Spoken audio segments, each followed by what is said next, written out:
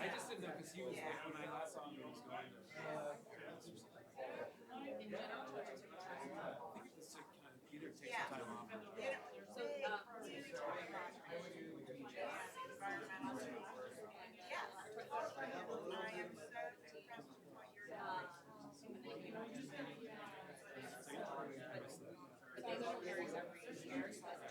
He was doing like a long stint. It was sort of like he stepped up.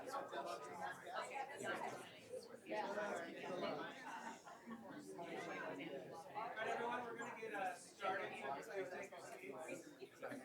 Well, your whole family. You do such great work. Fantastic work. Yeah, and it just makes me proud of you.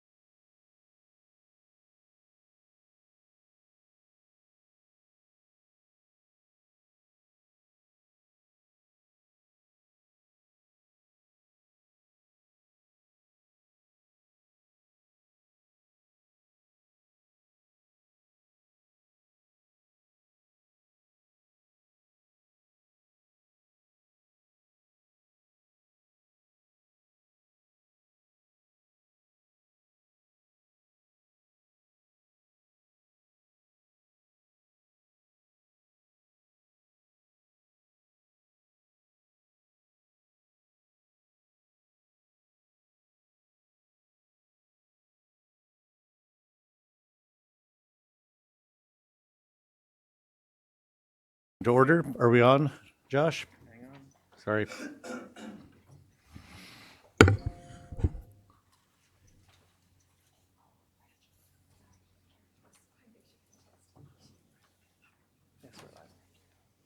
We good? Well, good morning, everyone. Great to have you here. Good to see the board together for the. We actually got together in Merced last month, but this is the first time we've been back here in Sacramento in over 2 years. So welcome to everyone. Also, our audience with us and our speakers. And for those of you that are joining us online, welcome. Claudia is the interpreter. Claudia, would you please notify the Spanish speakers of the access to our meeting? Yes, sir. Good morning. Sí, buenos días. Los servicios de interpretación en español van a estar disponibles de una manera simultánea. Para que puedan disfrutar de esta junta, a favor de llamar al número telefónico, el cual es gratuito, 844-460-0074. Y de esa manera, ustedes pueden escucharlo simultáneamente. Estamos a sus órdenes. Muchas gracias. Thank you. Thank you, Claudia. If you'll join me for the flag salute at this time.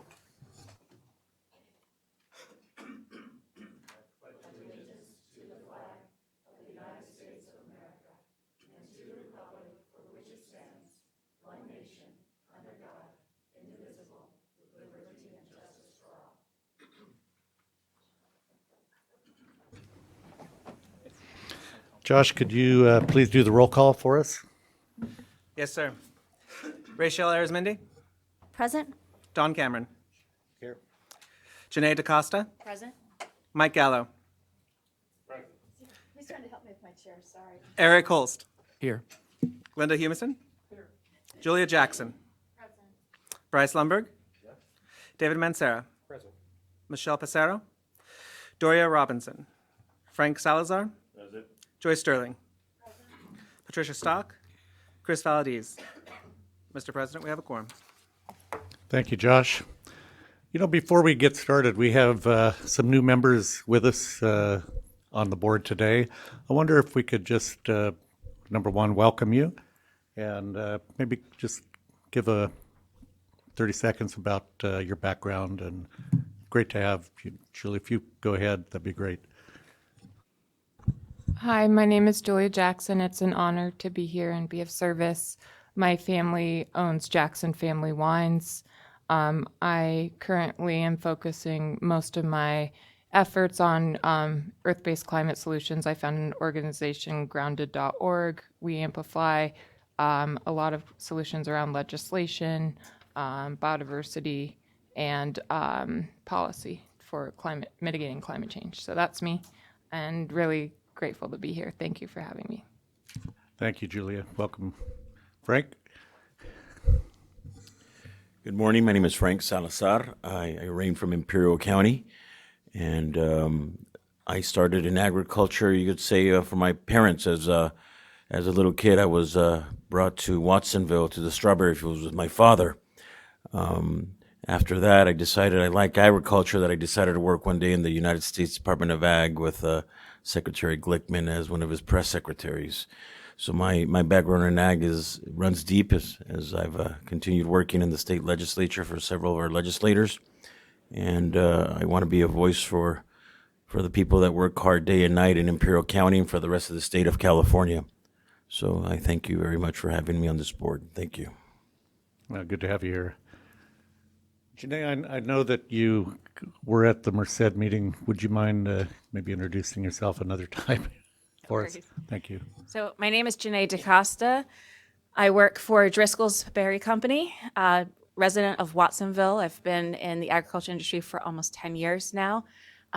Pleasure to be on this board and honored to serve the residents of the state of California as we start to think through agricultural solutions, especially around farm worker labor, which is a major issue in the Central Coast, and water issues throughout the state.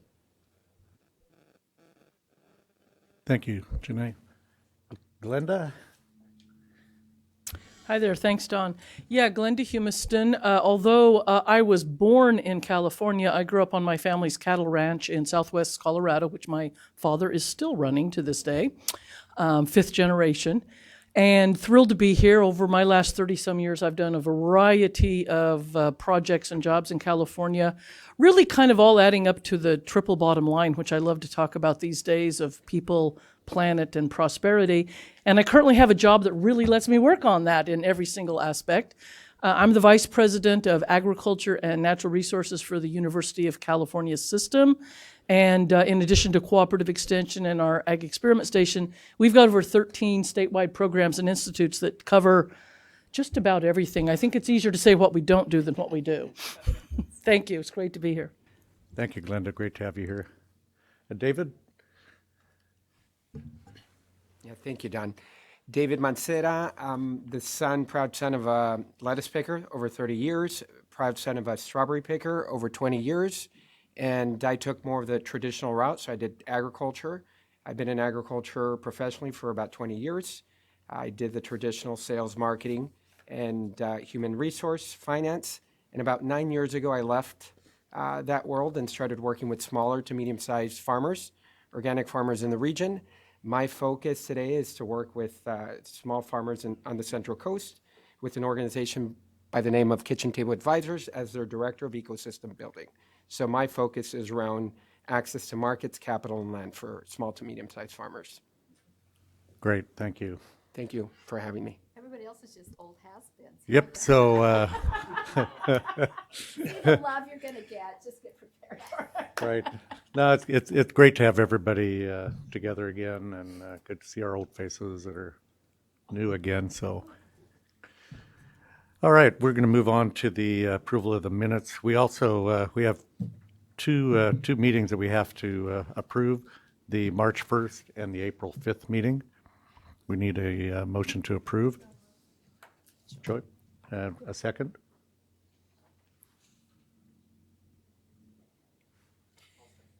Thank you, David. Okay, any discussion? All those in favor, please signify by saying aye. Opposed? So moved. Great, thank you. Okay, departmental update. Secretary Ross, good to see you. And nothing's going on. But that's never prevented me from taking advantage of the microphone. First of all, because we're here in person for the first time in it feels like decades, we do have new members that joined CDFA during this 2 year of remote working. And one of them is our Deputy Secretary and Chief Counsel. Haig Bagadasarian is here. Haig, please wave to everyone. He found out very quickly how much stuff we have going on all at the same time in this little tiny agency called the California Department of Food and Agriculture. So it's been a joy to have him.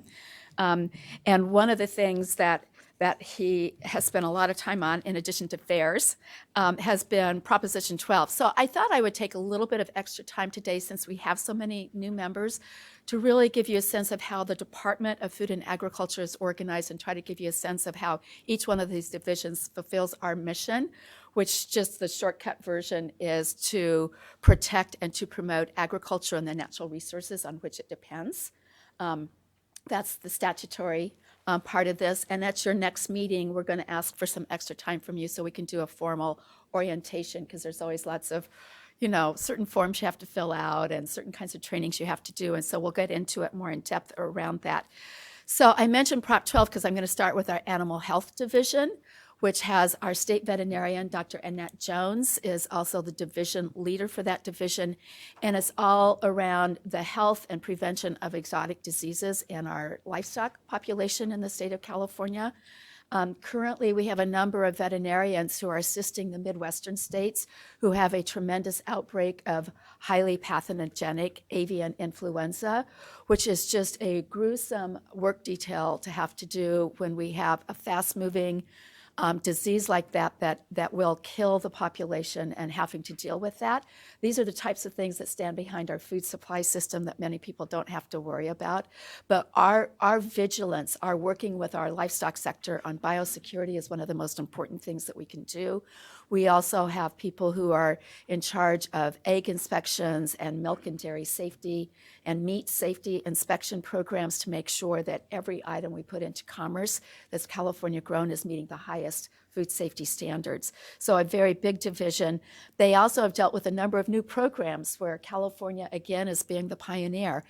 Several years ago, during the Brown administration, we passed the first mandate for reducing the use of antibiotics and helping to address antimicrobial resistance in our population. And what we do in our animal population is very important for really those kinds of health improvements throughout the food system. We were the ones that had, in 2009, Prop 2, which required cage-free for any egg-laying populations, not only in our state, but it was the first time that the state legislature followed that initiative with a state law that required that any eggs sold in the state of California must meet those same standards. And that was a predecessor to Prop 12, which Haig is intimately familiar with now. It passed almost 3 years ago. It has been a really challenging regulatory package to put together, and especially one to do with all remote kinds of experiences. I can't go into a lot of details about that because we have pending legislation, including the Supreme Court last month that just decided they're going to review that case probably late in the fall. I'm looking at you, Haig. So not a lot of details I can go into. Suffice it to say, there was a lot of public engagement in that process, putting together something that has some very prescriptive sentences of what the measurements of housing standards can be, but not the practical ways of how do we implement that with living, breathing animals and the people associated with that. I'm really proud of everyone. It required a lot of collaboration with our partners at the Department of Public Health, and you can imagine they're dealing with COVID at the same time we're trying to get this package together. But 2 weeks ago, it was submitted to the Office of Administrative Law, so we're hopeful that that will be posted for public comment or public acceptance because it's approved any day soon, right, Haig? So that has generated a lot of interest not only across the nation, because again, it will require any meat products or eggs, meat products from pork and veal in addition to eggs meeting these same standards. It is not a mandate on those production systems, but it is a marketing opportunity for a state of 40 million residents. And so it has attracted a lot of attention, including from trading partners in Canada. And just last week, we had a call with the Minister of Agriculture for the United Kingdom. So those kinds of issues are the kinds of things that keep that division very, very busy. Our plant health division is very important to us because of the invasive species that like California as much as we people do.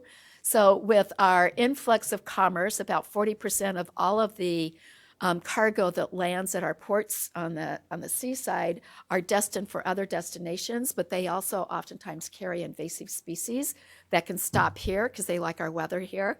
And so oftentimes we're boots on the ground with the first ever finds of different kinds of exotic pests and plant diseases.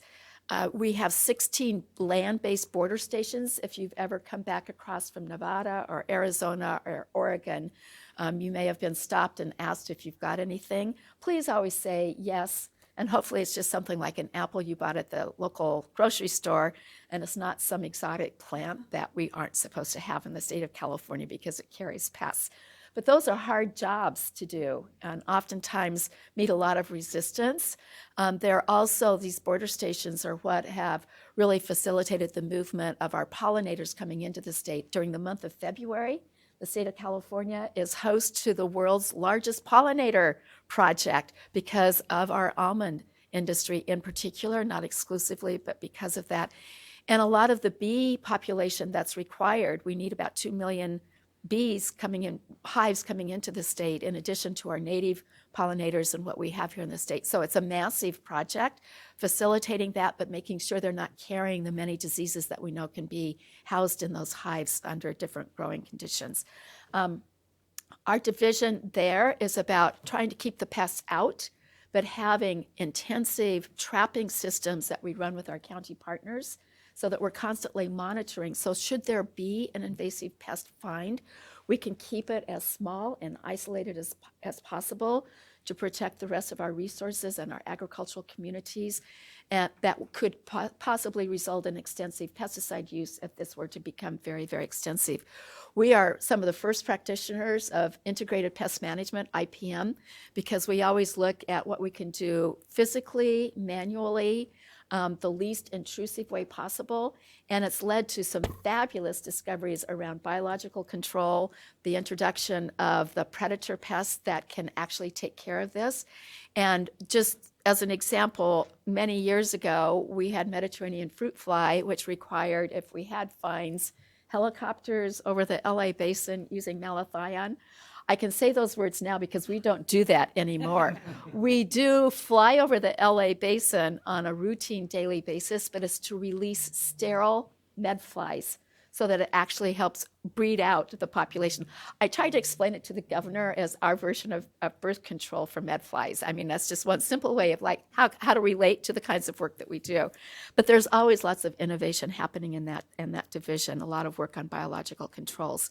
We also affiliated with our plant health division as our citrus program because of, unfortunately, Asian citrus psyllid, which vectors the tree-killing Wanglong bean, is a standalone program and operates very similarly, but it's dedicated to citrus diseases.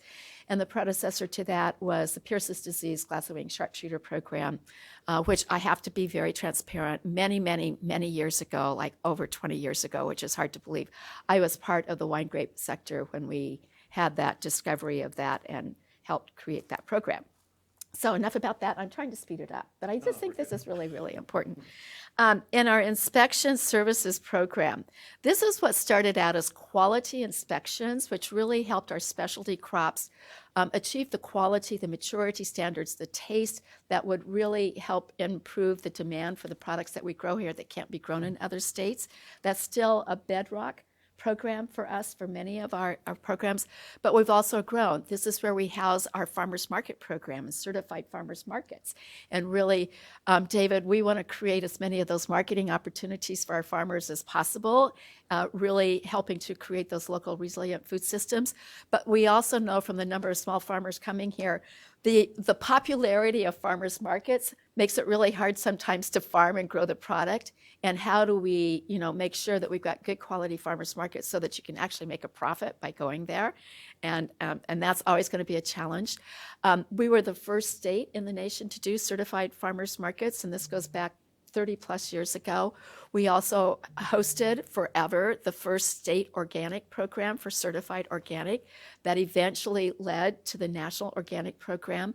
We worked very closely with the certified organic farmers about 7 years ago to really evaluate, do we still need a state organic program? The conclusion was, yes, we do. The certified California organic seal stands for integrity because we have boots on the ground and we're out there ensuring that it is. And there have been problems with that, and we don't want to lose consumer trust. So that's a very important program for us. We have, in that division, we also have a feed and fertilizer program. Just 3 weeks ago, we were in a very precarious situation in the state of California. Our dairy cows can substitute, and in fact, they are the first resolution to food waste because of everything that they can process and still be very productive milk producers. But poultry has a very specific diet that's very dependent on corn and soybeans. We do not grow a lot of corn and soybeans. We grow no soybeans in the state. We don't have the right climate for that. So we're very dependent on bringing that in from the Midwest. The disruptions that have been happening at the ports and our supply chain were backing up to the railroads. And we were really in a very precarious situation of being able to bring rail cars in with that feed. And so our feed program just worked 24/7, worked very closely with poultry producers and all of our mills in the state to make that happen. Fortunately for me, I discovered one of my baby brother's longtime pals from the University of Nebraska, who's now a senior vice president at Union Pacific in Omaha. We had a good collaborative conversation in that process. That also houses our fertilizer program, which we've done a lot of work in, especially through our fertilizer research education program because of our nitrates issue. And we've been very proud to be a partner. And Darren Polimas, who's here with us today from the State Water Board, at that time was dealing a lot with the groundwater issues. And we partnered very closely on creating a curriculum for nutrient management so we can certify crop advisors and farmers themselves to really address those issues. We know we have a 50-year legacy problem, and the way we use nutrients for growing our product has changed dramatically, but we still have a lot of work to do to clean up our groundwater basins. And we have a new program for our fertilizer research education program. It's our irrigation and nutrient management program, where we've put together some funding from that program and got a conservation innovation grant from the United States Department of Agriculture just a couple of months ago. So that's a really important program. Moving on, I'm speeding this up, really and truly I am. Our marketing division houses our fairs and DAAs, which have become more than just that once a year entertainment venue to disaster response in every way imaginable. I'm sorry that Deputy Secretary Michael Flores isn't here today. He joined us last year. This is fair season, so he's out and about frequently. But we're really focused right now with funding from the governor and the legislature in this current budget year of really reinvesting in the facilities for resiliency centers in all the ways they can serve not only as base camps for our firefighters, evacuation centers, but increasingly as community gathering places for heat and freezes and all the other kinds of situations we know we'll face, and still play an important role in economic development, workforce training opportunities, really thinking more holistically about those as community centers. We also have all of the marketing orders and commissions that we oversee and market enforcement.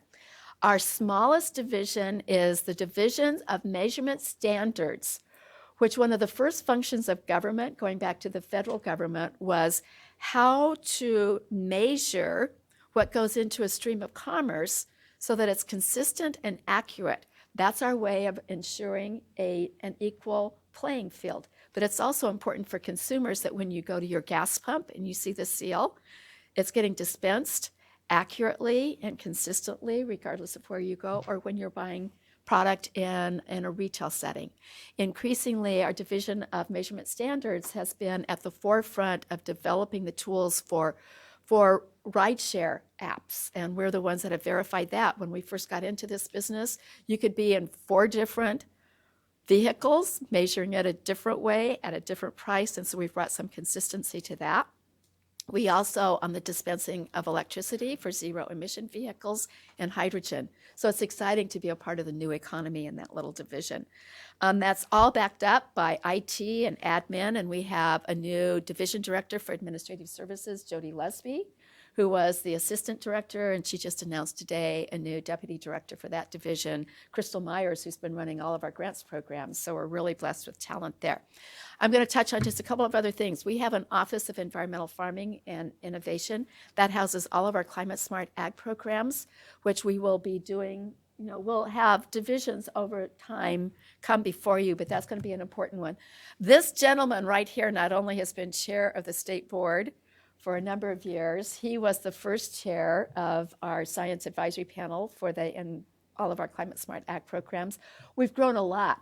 We used to get no one who attended those meetings until we started getting millions of dollars to give out as grants. It's amazing what having a budget does, right? Yep. So it's been very exciting to bring, a few lines in code to really impacting how we build climate resiliency and how we can equip every farmer. One of our commitments to this is having the technical assistance, doing demonstration projects to show that every farmer, regardless of size, what you farm or where you farm or what your first language is, that we're reaching you. And Glenda has been an outstanding partner in that with community educators for climate smart agriculture. So that's an important division for us, and we're very proud of it. I'm just going to close by thanking Josh, who still does trade and still does all of our international work. Just Friday, and Mike Gallo joined us. We re-upped in person a virtual signing of a Memorandum of Understanding with the Minister of Agriculture for Denmark. It was very humbling for me to stand with these folks from the dairy sector who are very innovative. And he pointed out, they're a country of 5 million. They have very progressive practices and very aggressive goals as part of the EU on climate. But we were meeting at a time where the war in Ukraine is their neighbor, and really thinking about food security, climate, this type of unrest that's happening around the world, being able to stand together and pledge together ways that we want to lead on climate and climate resiliency was a very special event. And they're all very tall. I just have to remark on that, but I'm very short, so what do I know? I think you'll hear more later about our continued involvement, and we had 2 big reports released just this month, one on natural working lands, climate smart land strategy, and that includes our goals around the 30 by 30 biodiversity initiative, continue a lot of work on the scoping plan. That will be, I think, big topics of conversation. And Joy, I'm sorry, I didn't say the word broadband once, but I knew I could count on you to do that. Yeah. So thank you for giving me extra time. I'm sorry I took so much time, but I thought it was important for you to have a sense of the scope of what we do. Thank you. No, I think that's fantastic. Really appreciate it, Secretary. Great. Yes. Joy, you wanted to make one comment before we got About into our broadband, program? probably. Yeah, you bet. So, well, first of all, I wanted to say that it amazes me that you were in the wine grape space before you were 21. I don't know how that was even feasible. I owe you. Just the math did not compute. But I actually wanted to ask, what is happening with our ag vision? I don't know that the new members know about that. Yeah, well, Josh and I have, we've been working on that. It's been a tough road to hoe because we couldn't do it in person. And now with so many new members, we're in discussions about, we feel like before we do anything more public, we really need to bring it back to the board because we have so many new members. And I don't think it would be fair to release this without input from you all. So unfortunately, that's where it is. It hasn't stopped completely. But it is, I think it's going to play in very nicely. I see my colleague, Secretary Paluccia, is here from Labor and Workforce Development. It's going to play very nicely into some of the efforts that we have identified. The conversations have been continuing, but we feel like we need to do at least one more round of interviews and work with the state board itself, because I think that will be a big factor for the rest of this year. Thanks for asking that question. And then just one more, because I can't resist. I just want to make sure that on everybody's radar is AB 1934, which has to do with allocating funds for broadband at the fairgrounds for emergency purposes. And it doesn't specify where the money will come from or how much. It's sort of open, but it's out there, and it's a vehicle, and it needs to mesh with the state broadband action initiative. Thank you, Joy. As you know, broadband is one of my dear topics as well. So let's keep it moving. All right, we're going to move right into our first presentation today. We're going to be talking about drought update and drinking water. And Dorian. So welcome to the board. Before we get into that, would you like to introduce yourself and give just a short He's back? giving everybody 30 seconds. But Yeah, I can 30 call seconds, the but other you can time. go longer if you need. Press that. There we go. Hi, everybody. I'm so sorry I'm late. I did the thing where I caught the train that was supposed to get me here on time, and of course, it got stuck. So, Doria Robinson, I'm from Richmond, California. I work in urban agriculture, serving a very underserved community with lots of food deserts, and I'm really excited to be here. Thank you. Doria, great to have you on the board, and welcome. Don, can I say one quick thing? I want to just follow up on something that Karen said, which is that the California's leadership on climate smart ag, I think, was basically adopted by the federal government, and hundreds of organizations across the country are working this week to submit grants for $1 billion climate smart ag program. And I think we should take some credit for inspiring that. Thank you. I forgot to mention that we are working on one for us, and then we have a number of groups that have asked for support, which we're just asking for a small thing, like if you share your data with us so we can help show this. But I will say, because I am proud of this, Undersecretary Robert Bonney has said he just wants everyone else to do what we've been able to do here and scale it up. But it's been, and that started with their work, but thanks for acknowledging that, Eric. Appreciate that, Eric. There's quite a bit of money going into climate smart ag at the federal level. All right, Darren, good to have you with us. Let me do your little bio here. Darren Polhemus is the Deputy Director for the State Water Resources Control Board, where he's in charge of the Division of Drinking Water. The Division of Drinking Water administers the federal and California State Drinking Water Acts, which regulate over 7,400 public water systems throughout the state to ensure the delivery of safe drinking water to all Californians. In addition, the division permits recycled water usage, manages environmental laboratory accreditation program, oversees the work of the county health departments that have been delegated the authority to regulate small water systems. Darren is a licensed civil engineer and holds a BS in agricultural engineering from Cal Poly San Luis Obispo. So, Darren, welcome. Yeah, thank you. Is the mic good? Do I have to turn it on up here, Josh, or I got sound? Okay, excellent. Well, I do appreciate the opportunity to be here and discuss drinking water. Unfortunately, it's all tainted by drought, and so I'll apologize right up front. None of this is good news. But it is the unfortunate news, and we need to deal with it. So I'm going to go through basically a series of graphs and pictures. I'm required to do that by my engineering license, unfortunately, so you'll have to bear with me about that. But if you have questions as I go through, please do ask as we go. So first slide, next slide, please. So I don't know how many of you have seen this. This is how we track water in California. It's basically a precipitation graph It runs through the calendar along the bottom. You can see this is Northern California stations here in the Northern Sierra Nevada, one of the obviously major water producing parts of California's different hydrologic basins. The blue line that's a little bit hard to see there in the middle under average does show what the current amount is for the index for these stations at 36.6. You can see that is definitely below average. Also that the rainfall happened very early in the year. And while some would say, well, gee, that's just barely under average, what I would point out is that that fell in a third year of drought on very dry ground that absorbed a lot of it. So the runoff amounts are less than we would normally get from a 36.6 inch component. Next slide, please. Same graph, we're moving down the state now. This is the San Joaquin River drainage component here. And the index for that shows that it's at 23 inches, again, well below average, also onto very dry soils. And so while it looks like it's better and it's not the worst line there, what we are seeing is super low runoff as a result of the same conditions of following into the drought year. And next slide will be the Tulare Lake Basin.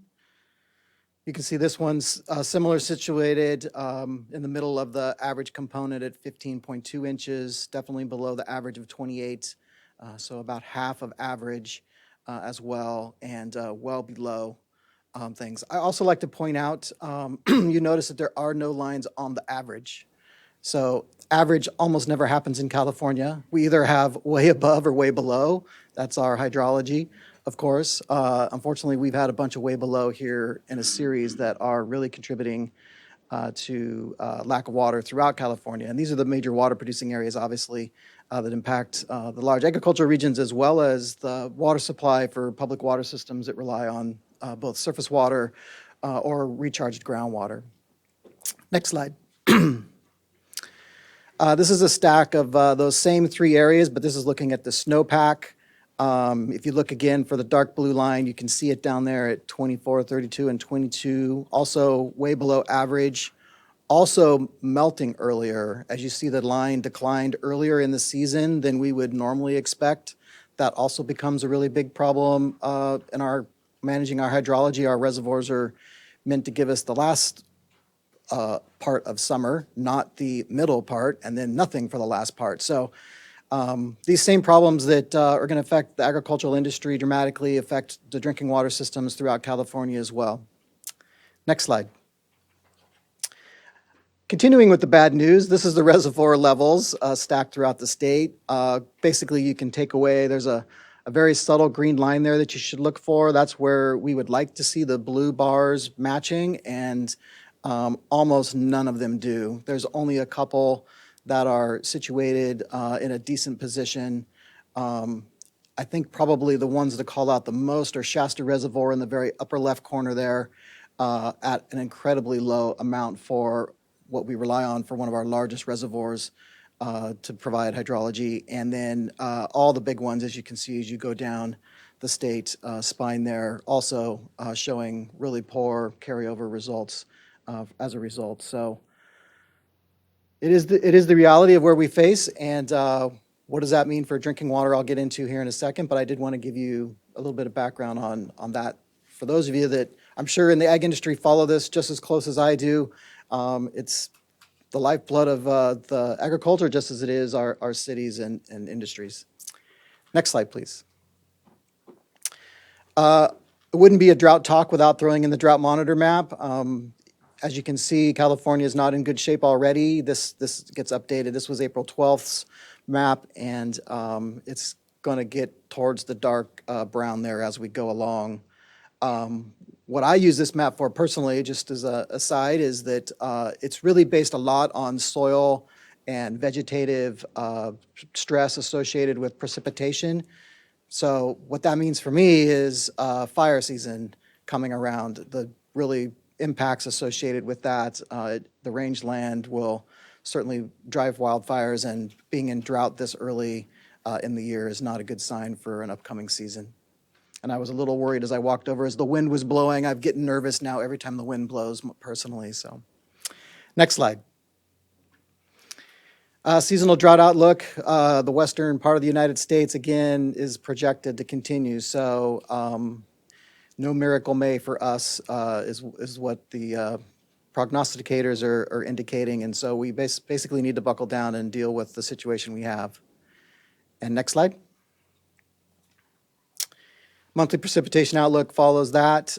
You can see below normal for California. Some might say, oh, it's only light brown, but I don't think that's a very rosy picture either going forward. Next slide.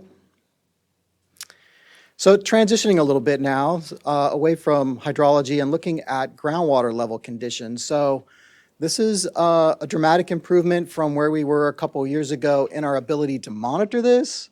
We are monitoring it in a dramatically declining state. So what this is basically showing from groundwater monitoring, and these are tracked throughout the state and reported level conditions. You can see a lot of red there. That all corresponds with that 64% of monitoring wells being below normal levels, 28 being at normal, and only 8% being above.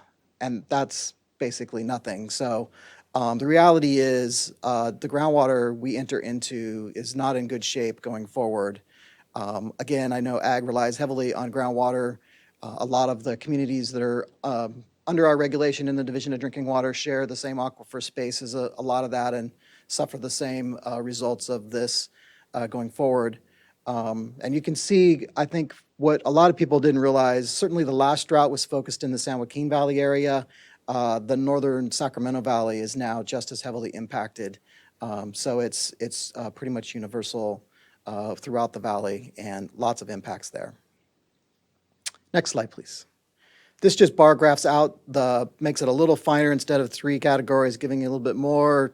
The sad result is everything is to the left side where we're talking below normal values on the groundwater monitoring wells. These ones are specifically designated as monitoring, where the other one included a lot more than that, but both, again, bad news. Next slide, please.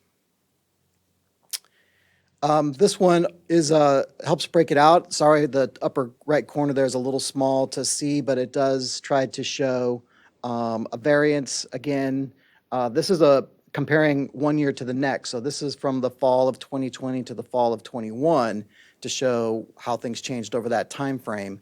And again, you see a predominance of red, orange, yellow, only a few greens here and there. Of course, that corresponds with very few greens on the right-hand side of those bar graphs on the upper right side as well.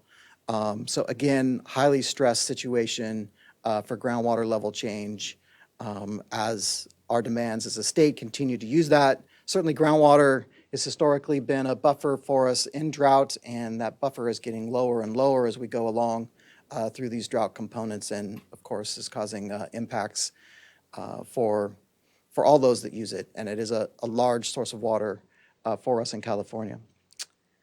Next slide, please. This one I like because it shows a little bit of a longer time frame. The last drought you can see there. This is showing the number of reported wells that went dry through voluntary reporting. You can see the spike that happened during the 2014-2015 drought period, where we saw a lot of dry wells per quarter, and we're working to address those. That spike was very largely centered in the San Joaquin Valley, largely in the Tulare County region, Fresno, and a little bit south into Kern, where a large number of wells were impacted.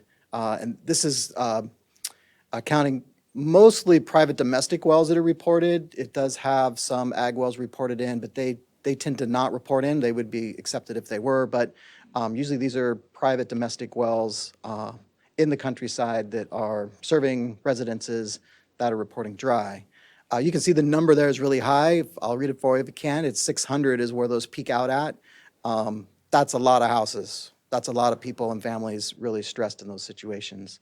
And the other part to show is that obviously it's spiked up again. The current graph there on the right, I'm afraid will probably spike again this summer, and we may set a record higher than we have before, unfortunately. And the dots on the California map on the side also show a time phase. So you can see where the last 30 days are red. Orange are those that went dry basically 31 days to a year ago, and then green were longer than a year ago. A lot of the green's not showing up because it's covered by the yellow and the red dots for size. So, but it does show a continuing trend there as we go along. You can see also at the very top there, 79 wells were reported this time last year, March of last year, or 2015 to now, and you can see where we're climbing there. So thank you. Next slide. So what do we do about all those dry wells? We have run programs in the state to assist the counties in addressing some of this. This was going on. The reality is we have dry wells that have not been addressed from 2014, 2015. It's hard to get at all of those. Many of these households go on a temporary tank like that you see in the picture there that provides household water for basically household sanitation, not drinking. That water is not potable when it sits in that tank in the sun. It would be hazardous to do that. So, but it does allow toilet flushing, some dishwashing, and some other means to basically maintain the habitability of the house at certainly a standard below which all of us would find acceptable, but it is what they can do. You can see here some costs associated with that. This is not cheap to do. We end up spending on each household about $5,500 to purchase and install the tank, and then it takes about almost $1,000 per household per month to keep that tank full. Also deliver bottled water to them so that they have that for drinking. And you can see at the water board alone, we spend basically $770,000 per month just on the tanks that are currently enrolled in that, which is really, when I updated this slide slightly, it was still showing like almost 800. I'm certain we're over 800 now, so I did put approximately 800. I don't have a count as of exactly today, but it's guaranteed to be over 800 at this point. You can also see we've brought other money in from the legislature and the governor to work on this and get the agreements going associated with that. Next slide, please. So this does talk a little bit about the different programs we're funding throughout the state. At the water board, we're in partnership with DWR. They have the northern part of the state.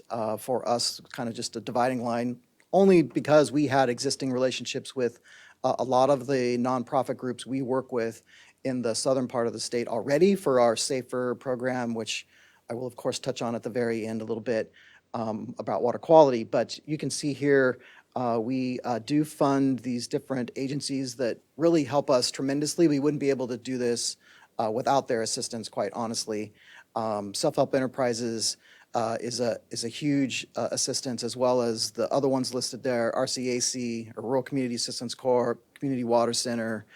The Tulare County actually operates a bottled water program that we fund for them, and California Rural Water Association all pitch in and help, and they also are assisting DWR, some of those agencies in the north as well, where we're working to bring this on. The real key here is to get the counties to help us participate. So these nonprofits need the county assistance to jump in and address the water that's happening when someone's household well goes dry. They go to the emergency services at the county, and then we, through the assistance of these partners, try to help them in that situation. But we need the counties there ahead of time. One of those bureaucratic things of the way the funding comes to us is we need to have the contracts in place before the emergency happens so that we can then fund it. So as you go out, my one ask of you all today and mingle with your local government officials in the counties and the cities is to make sure that they know that they need to come now before it's a crisis. When it's a crisis, it'll be too late and we won't be able to get funding in place. So we are holding our board chair, Joaquin Esquivel, and along with the director of Department of Water Resources, Carla Namath, they're going to hold an invite meeting for a lot of the county supervisors to really stress that with them as well. But the more echo chamber we can create around really getting them in on that will be an important way. Next slide, please.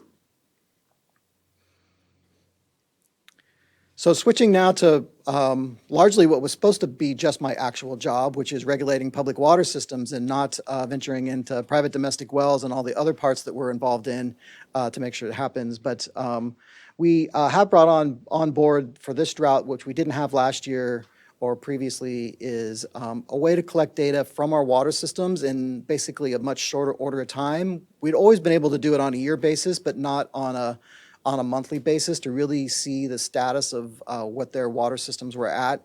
So we have that now. It's in its first year. It's obviously still in the process of working out a lot of bugs associated with that.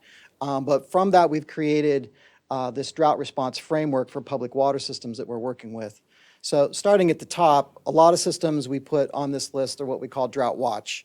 Right now, 113 water systems have been issued a drought monitoring order from me that says that they are required to submit their data. We'll both collect it and then submit it to us for monitoring. Probably my biggest takeaway from the 14-15 drought was that a lot of water systems actually didn't monitor their wells. They had no idea when they were going dry, and it always happened at 4:30 on Friday that I just started sucking air. What do I do?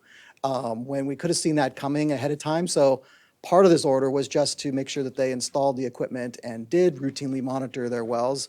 That will help us with a certain type of well outage, which is the lowering of the aquifer below the pumpable level of a well. Of course, we still have lots of other types of well failures that can happen during a drought: sanding in, collapse from subsidence, other types of things that are going to surprise us. Motor failures happen, all mechanical equipment works until it doesn't work scenarios. So while this won't be perfect, we do hope that it does provide some insight and get us at least the edge on those that we can see coming. You can see we have also water systems on a drought warning. So those are at a higher level where we've already seen some indications that they need to take some steps, and we are working on, for those, already over $23.7 million in funding to drought relief those systems to prevent them from actually having a catastrophe and try to keep them operating. And then we have 8 water systems that are already on a drought emergency, where they're either currently out of water, hauling water from another water system by truck to their system, or some component of that. And you can see also that we're funding that. So this is only the beginning. Already, we're probably as busy right now as we were at the heat of last summer. And I just fear it's going to get worse as we go along. Next slide, please. This map is interesting as well from a standpoint of showing the severe impacted areas from the list I just showed you. So all the dots, all the water systems there show up as a dot here. Couple interesting things to point out that are different. Certainly the North Coast area there, that was not deeply involved in the drought last year, other than the Russian River was. But those coastal parts there were new to us in this drought. We actually had to install a desalination unit in the city of Fort Bragg. The Noyo River got down to almost no flow, and there was ocean water backing up into their intake component. We had all kinds of emergency plans for hauling water by train and other things that we had to implement because they simply were out of water, and there's basically sole source. So that's kind of the indication of what I think we'll see coming forward this year as well. Another one I'll call out there was Woodville Public Utility District. We actually watched the water level drop over 187 feet in 3 months' time in that particular area. An unfortunate conflict of ag usage right next to a community that did draw their wells down dramatically, which of course is now a consideration of the executive order that the governor issued about the well permitting and stuff associated with that to try to prevent catastrophes from happening along that line as well. So unfortunate for all, but unnecessary to prevent a traumatic outage. Like, for instance, the city of Woodville would be so large that we would have a hard time delivering bottled water to all the residences. It would call out the National Guard time and really be traumatic. So really working hard to prevent those types of actions. Next slide, please. I'm going to transition a little bit because drought is not just about water volume or water accessibility, but it can also be about water quality. So those of you that may not be familiar, we operate the Human Right to Water List and the SAFER program to address that, where we work with water systems that don't have adequate quality of water in mostly their drinking water wells, but it can be surface water, but it is largely contamination of wells. Right now, there's 339 community water systems on that list that don't meet water quality standards of the state of California for the water they deliver to their customers. That accounts for 860,000 people and over 215,000 households. So unacceptable in a state of 40 million and where we're at, and we're working hard to address those components. This map is live on our website. You're always able to go see it, and the little inset map there, which you can't really see well, does, if you zoom in on it, show the district boundaries of these water systems. So it's nice when you zoom in. What it also shows in color is the different contaminants that the community is facing, or at least the primary. Sometimes there's multiple, but we color the primary one there.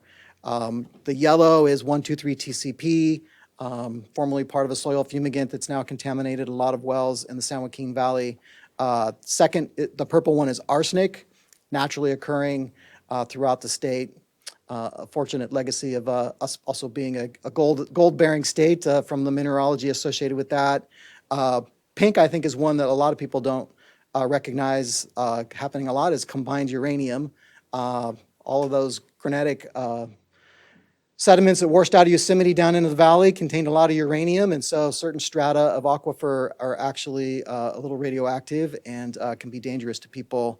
And then we go fluoride, manganese, nitrates, the blue one, and then orange being other. So a mix of contaminants we deal with across the state and the different components to address that. And so it's not often easy in many of these instances to just go drill another well. As drought impacts us, we see a couple things happening in the aquifers. One is the lowering of the aquifers, so the upper part, which unfortunately is largely likely to be more contaminated from our anthropogenic activities, farming, industry, all of those things that we humans have done kind of unknowingly in the past that have now accumulated in that upper aquifer. Sometimes going deeper is a problem. That's where the arsenic wasn't flushed out through the millennia and other things. So we find ourselves trapped kind of between these layers of less and less ability to find good quality water that doesn't require treatment. I do kind of lament the fact that in my term as deputy director over drinking water at the state, what we are largely transitioning to is that almost all water sources will need some form of treatment.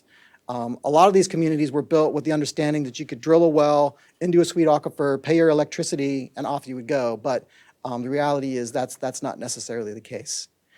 And this next slide here is showing the aquifer map that we have. This is the aquifer quality risk map that we put out to communicate to domestic well owners. So I won't ask for a raise of hands of how many of you are a domestic well owner yourself, but I will give you a chiding that if you haven't tested your well for water quality, you should. And that's what this map is trying to communicate to a lot of people. It is amazing how many people don't. And of course, my own father, when I show up at home and ask to read the chemical test, usually chides me like, go see your brother, he's in charge of that. So it's not something easy to do, but it is really a message we do need to communicate out. A lot of the rural residents are simply unaware of the quality of their water. This map doesn't guarantee that if you're in one of those red zones that you have a problem. Aquifers are tricky. You can move over a couple hundred feet and get a different well reading, but it does say that a lot of people around you do have a problem, and therefore the likelihood increases dramatically. So messaging that is very key. And I think that's it. Yes. And thank you. Thank you for your time. No, Darren, I really appreciate that. That's really enlightening to see the changes in the aquifer that that's pretty hard to believe. Yeah, it is definitely amazing. You know, there's a lot of activities going on around Sigma and groundwater recharge and a lot of things that really point to where we need to have those resiliency strategies working together to try to get there. But it is obviously a difficult situation at the moment. So we'll open it to the board for questions. Yeah, absolutely. I had a question though. You're doing the groundwater monitoring that you talked about early in the program, and you're talking about so many domestic wells are going dry, but they're typically shallow in many cases. But do you have a model put together where you can incorporate the groundwater falling and the percentage of domestic wells that could be affected? Yes, we do. Except it's not me, it's the Department of Water Resources. Our co-workers there have done that modeling. It's just on the edge of being released publicly. I will tell you, it shows the possibility of this summer having over 2,500 private domestic wells going dry. From my early preview of it, at least that was where they were at the moment. They're still kind of working to refine the models, so don't hold me to that number or get me in trouble that I told you about it. But it's huge. I think we're going to see somewhere on the order of between 1,000 and 2,000 wells potentially going dry. And are you seeing them north of Sacramento as well? Both sides. It's Every- there, as well as they do model as well. It's a little harder to do, but our foothill region has a lot of wells as well. Those are what we call hard rock wells. They're basically pulling water out of the cracks between the bedrock. Those wells are, the levels there can really change fast, and they've tried to include that in some of their modeling. It's a lot trickier there, but just on the valley floor, yes, very bad results all the way up the valley, all the way clear up to around Redding. So it's, I think a lot of people don't think of that. We focused on the last drought in the San Joaquin Valley, Tulare Lake Basin. Of course, that is going to continue to be impacted heavily, but now up north as well. I know I keep my groundwater map that you showed earlier. I watch that all the time, so appreciate it. Rochelle, and then Glenda. Thank you. Thank you, Darren, for your presentation, and you stayed true to form as an engineer with all of your informative graphs. Thank you. Where can I find the human right to water list? Yeah, so the Human Right to Water list is on the State Board's webpage, and I'll be happy to send that to Josh, who I'm sure can echo that to all of you.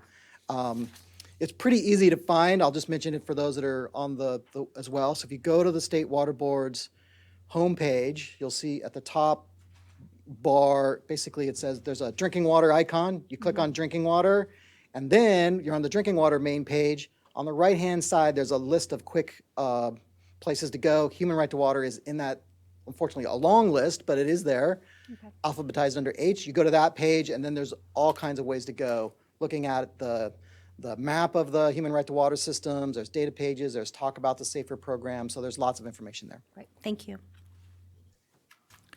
So I'm aware of some efforts, particularly down in the southern San Joaquin Valley, to try to get a lot of these communities, often unincorporated small communities, to connect to larger communities that do have water treatment, infrastructure. A lot of reticence to do that, a lot of cost, a lot of hoops and hurdles. But having said all that, what do you see as some opportunities as well as challenges to try to make more of that happen? Because it does seem like it would be at least one solution in some situations. Yeah, I'm so glad you brought that up, because that's usually my main pitch, so they're going to think I paid you to prompt me with that one.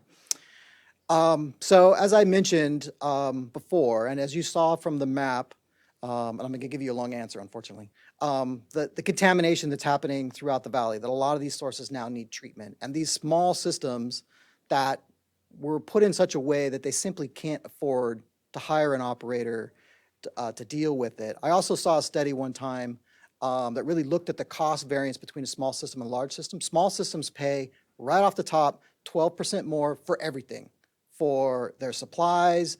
They don't buy in bulk. They got a small delivery.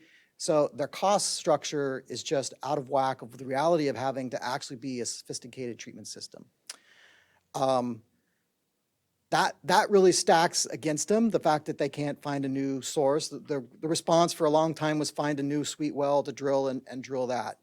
And so what we do see now, what we are working really hard on through the SAFER program, is both regionalization or consolidation. So consolidation is where we started. When we did an early study in the first part of the SAFER program, a quarter of the small systems that were in trouble were within a half a mile of a large system.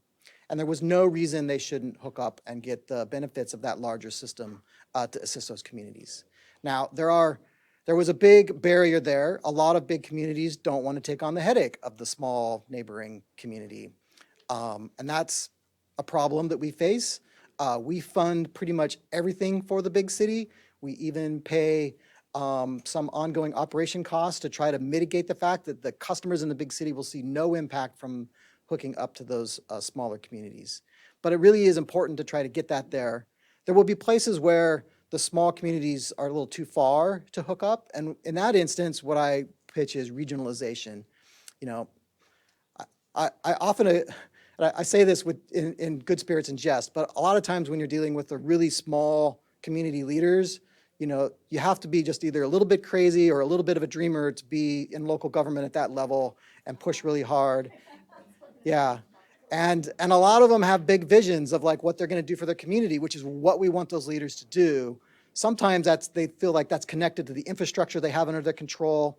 I like to remind them that they don't have anything to do with the power that comes into their community, the highways that come into their community, those type of things. And that why do you hold on to water? Why isn't that something that we can turn over to a larger entity that's specialized in it that can really bring the efficiency associated with that? And that is a really huge push we're doing. We have some leaders that are moving ahead on this. City of Fresno, Placer County Water Agency, Coachella Valley have really helped us a lot by expanding and really understanding that they need to move out into these rural areas. They need to be part of the partners doing that, and that's a big effort we're working on. So definitely I'll follow up with you. One of the new cooperative extension advisors we're currently recruiting for is to do exactly that, help those small communities look at their options down in Tulare, Kings, and Kern County as a first one. Hopefully more to come. Yes, no, absolutely. We've there's lots of barriers there. It's never easy, but I overcame one. I also say this is kind of a funny scenario, but it kind of enlightens it a bit. When I was trying to join two communities together, they were both small communities, and really, literally, one of the cities said, "We can't join with them. They're our high school football rival." And it's like, no, that rivalry will continue, that no one will care, that the water, it's unconnected. But it's just getting through, I feel at times I'm more of a sociologist and I'm an engineer, underserved in trying to bring that forward. So thank you, that's a great question.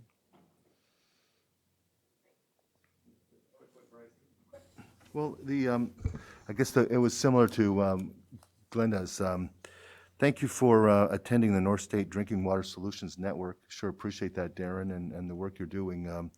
At that last meeting, I heard from Placer, right? Placer County Water Agency, and all the connecting that they've been doing of communities. They've connected small communities to their system. Yeah. And then at-risk kind of areas or groundwater dependent that are on risk. And I was wondering if that is common, or I didn't know it was going on in Placer County. Yeah. And it's amazing work they're doing there and then Christina Buck gave reports similar in Butte County, but Placer was particularly impressive. No, they are one of our shining stars in pursuing that. It is not common yet. Again, local government has so many issues to deal with that it's hard for them to want to take on one other one. But I think at the moment in time where we're at with the knowledge around it and the ability to move forward, there are those ones that are stepping forward, and that's why we had Placer attend that to show that it could be done, to be an example.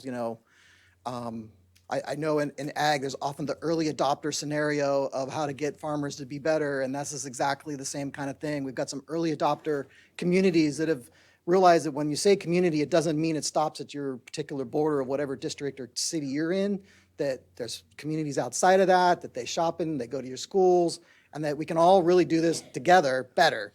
That's really what it has to do. It seemed like it's their goal, to make sure their sphere of influence is covered with multiple sources. Right. I mean, it makes the whole area stronger. There's no doubt about that. And it is a lot of work to do. We have a lot of help to provide those. If there's anybody that that's even thinking about it, let me know, and we can both give them a pitch and how we help fund it and how we can bring them there. All right, we're going to check on public comment at this time on this item. Josh?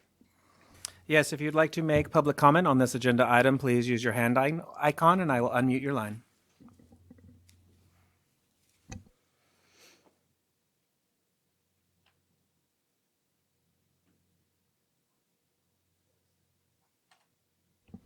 I'm seeing no public comment at this time. Thank you, Josh. Well, Darren, it's it's not great news, not good news, but I think you're going to have a busy summer. I do.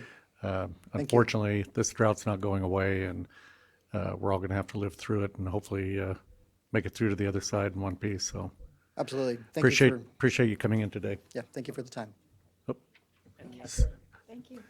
One public comment person. Sorry, Bob.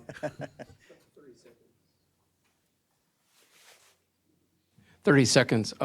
Robert Gore from the local group representing the city of Fresno, Modesto Irrigation, Kern County Water, and several other irrigation districts I won't belabor, but I wanted to praise Darren and the Water Board to you because they actively work with us on consolidation projects, funding. They're very innovative. We can't say enough good things, just so you're aware and in response to Glenda's question. Thank you, and I apologize for intervening. Thank you, Darren. Thank you. Darren, thank you again. And we'll check back with you after this summer. Great. Thank you. All right, we're going to move on to our next presentation, Labor and Workforce. We have Secretary Natalie Pelugii, California Labor and Workforce Development Agency. The Secretary serves as the Governor's Cabinet Advisor on labor issues and employment programs for the workers and businesses throughout California. As head of the California Workforce and Development Agency, the Secretary oversees the state departments and local boards that enforce labor laws, including the minimum wage and occupational safety standards, provide state disability and unemployment insurance benefits, fund workforce training and apprenticeship programs, combat wage theft, and protect injured workers, and arbitrate public sector contract disputes. Natalie, welcome. Good to have you here. Thank you very much. Thank you, everyone, for having me. And Secretary Ross, thank you for this wonderful proposal that I come and speak to the board a little bit about what we are doing in the ag space, what we're thinking about, what we've done to date, and ways that we've been interacting so that we can make a more significant and better investment in the ag space, specifically as it comes to workforce development and training. So I don't have a formal presentation. I thought I would just more informally talk to you a little bit about the context of our agency in the agricultural space, where we've been, sort of what's happening in labor and workforce more broadly, and some of the trends that we're seeing in our investments and our priorities, and then where I think there are some great challenges as well as opportunities in the ag space, and why this matters, why thinking about workers and how we support industry matters. So a couple of data points that I wanted to share with all of you. We have a group within our agency called the Labor Management Information Division. So they're the ones that publish the unemployment rates every month for the state, along with other trends that are occurring. And we pulled some data. They have done a bit of projection, exercise in the ag space. And I just wanted to share some interesting points here. So of particular note, there is an expected almost 10% increase by 2028 of ag equipment operators. So an increase in ag equipment operators. And this aligns really well with the conversations that I've been having with industry, as well as partners here at CDFA on the ag tech movement and where agriculture is going. But the data is also showing that there is not going to be a decrease in the need for farm workers that actually handle crops. And so I think there was an expectation that as we move to new technologies, that there's going to be a less dependency on workers in the fields, and that's not the case. In fact, the projections are that there's going to be a slight increase in need by 2028. So ag tech is going to continue to take an ever-growing role, of course. Hopefully it'll allow us to move into more specialized crops, more organics, all of these transitions that a lot of our industries are trying to make. But we're still going to need a lot of manual laborers. And these crop field workers will also face the highest number of exits. And, you know, the reality of these workers, they're the lowest paying jobs in ag, are these manual labor jobs. And we face a real challenge in finding workers that'll fill these positions in the long run. The shortages are real right now. So the ag industry is struggling just to find workers today. So a little bit of our history in ag. The way the workforce system works and how the training dollars go down to all of our regions is really through the federal government. The federal government funds states through formula, and then we as a state fund through formula all of our regions across California. And the states depended heavily on federal funding for training dollars over the last several decades. What's occurred over the last few years, and specifically under this administration, is that the state has started putting training and workforce development dollars in addition to the federal funding. And what that has looked like, and just actually before I go into that, I just wanted to list, the federal funds that go towards ag, specifically in 2021, were about 6.4 million. That's what an association here called La Cooperativa. It's an association of training and workforce development groups across the state that work with ag workers received in 2021. But that was mainly focused on helping ag workers who had lost their jobs during COVID. So normally it's not that high. 6.4 million was a high. It's usually not that high. And so the governor currently has been investing quite a bit in the workforce system, as many of our sectors are undergoing change and transitions. And the way that we invest has a couple of parts. The first is through something called the Employment Training Panel. So these are funds that go directly to employers to upskill their workforce or to provide training for their incumbent workforce. And this is paid for by a tax that employers pay, and so then they can apply, and it's pretty competitive in terms of getting the funding for training. The California Workforce Development Board, which sits under the umbrella of labor, has also been granted several hundreds of millions of dollars over the last few years to invest in sector-based and targeted training approaches that we call high road training partnerships. So the concept here is that we have many sectors undergoing transition, and if we can capitalize on that opportunity to bring together employers, organizations that represent workers. In many cases, there can be unions, but it doesn't have to be unions. There are a lot of community groups that focus on worker voice and empowerment, and workers, of course, and think about pathways to increase quality of jobs, voice in the workplace, and sort of to make changes within a sector and within a region. Then that is what these high road training partnership dollars go toward. And so we've seen some incredible programs prop up around transportation. There's public sector. We have things that span, hospitality, of course, construction and pre-apprenticeships there. But there's been very little focus on ag. And traditionally, ag is not viewed as an industry that's very good to workers. Ag workers are probably the lowest paid across our state. They don't have a lot of voice. You're talking about folks that have language barriers, serious economic barriers, no empowerment, and often they have documentation challenges as well. So it's very easy to sort of maintain a low standard for these workers. And so we haven't invested there. But my priorities lie in trying to make some impact in sectors where workers need it most, where our hardest to reach and our hardest to serve workers are. And ag presents an opportunity. So what I've been doing with my team is we've been sort of meeting with different industry groups. I've met, of course, with Karen Ross. We're meeting with worker advocacy groups out in the different, regions. And we're trying to get an understanding of what's happening in this space. And there is some pretty big transitions expected for the industry. Again, if we could capitalize on those changes that industry needs to raise the quality of work for ag workers, then we should be investing. We should be putting our state dollars in ag to support industry that wants to do more high road work. And so that's what I'm here to talk about. That we are shifting our focus a little bit. It's very easy to put our dollars in sectors that we think are already doing a good job. And that's a little bit of what we've done, especially in the employment and training panel, where we award funds to employers. It's easy to give the funding to the folks that pay $30 an hour.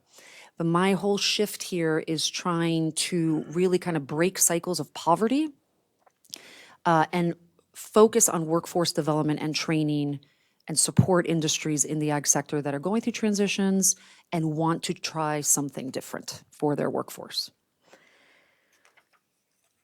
So what are some of the challenges that we're facing? And we're not even really done with our general sort of landscape analysis and, how we would partner with CDFA, with the Secretary for Housing, and with other secretaries to come forward with something meaningful for this sector. I'm not there yet, but some of the challenges that we're facing. I am learning. I'm not a Californian, and I only arrived 8 months ago. It's a pretty divisive sector, right? There is just I think there's a lot of resentment from the younger generation of children of ag workers that have made it out of ag.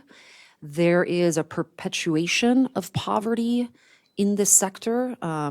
You hear too often stories of the children of agriculture workers that actually do end up going to college, and then they come back and they end up doing ag work again. Right. So there's this because they have to help their families out. So there's like this systematic perpetuation of poverty in many parts of our state in this sector.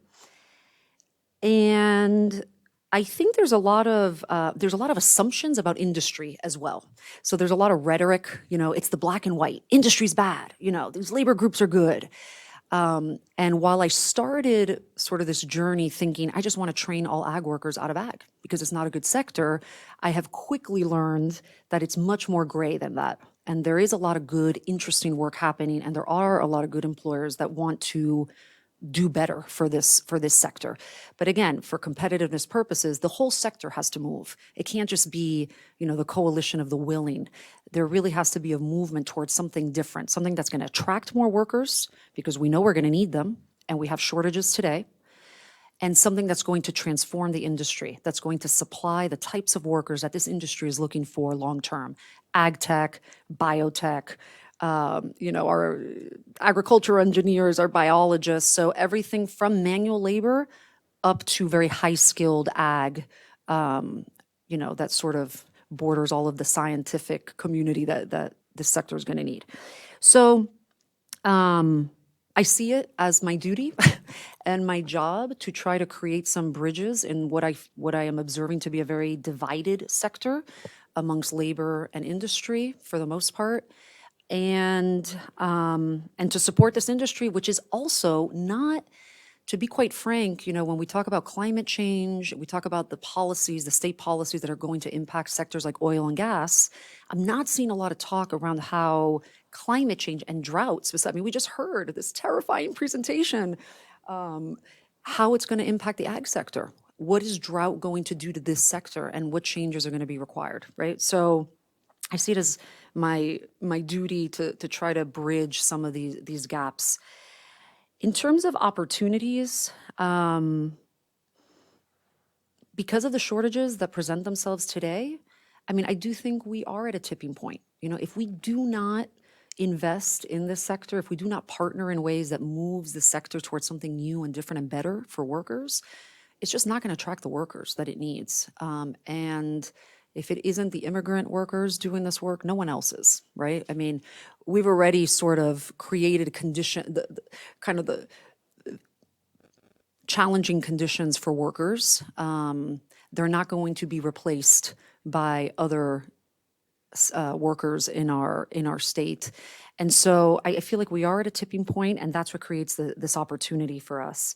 It also, if we think big picture, we're talking about investing in this more challenging sector as a means of creating intergenerational wealth, breaking down some of the barriers that we see, and, creating the ag worker of the future, right? And making, possibly assuring that those younger generations that are in our agricultural regions go to school and then come back and contribute to the industry in really meaningful ways, in very high-tech and high-skilled ways. And so that is why I'm here. I thank you for your time. I would love to answer any questions if you have any, and I look forward to working with many of you, hopefully in the near future. Go ahead. So, Secretary, thank you so much.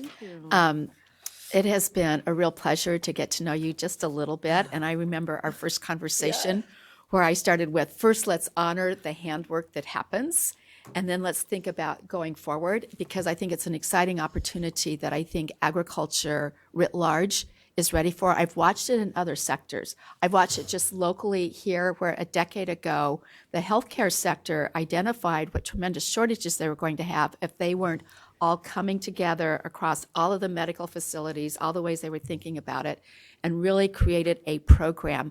And I just see a tremendous opportunity.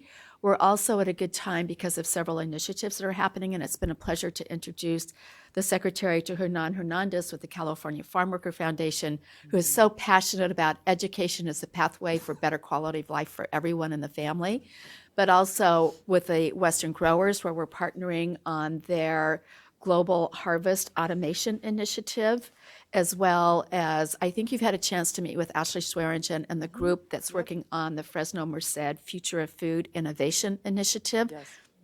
That has grown so much, and it's been a couple of years since they've been here. The Chancellor of UC Merced, the President of CSU Fresno, and 8 presidents of community colleges in that region have all come around workforce development and really wanting to be partners, but we really need the employer community.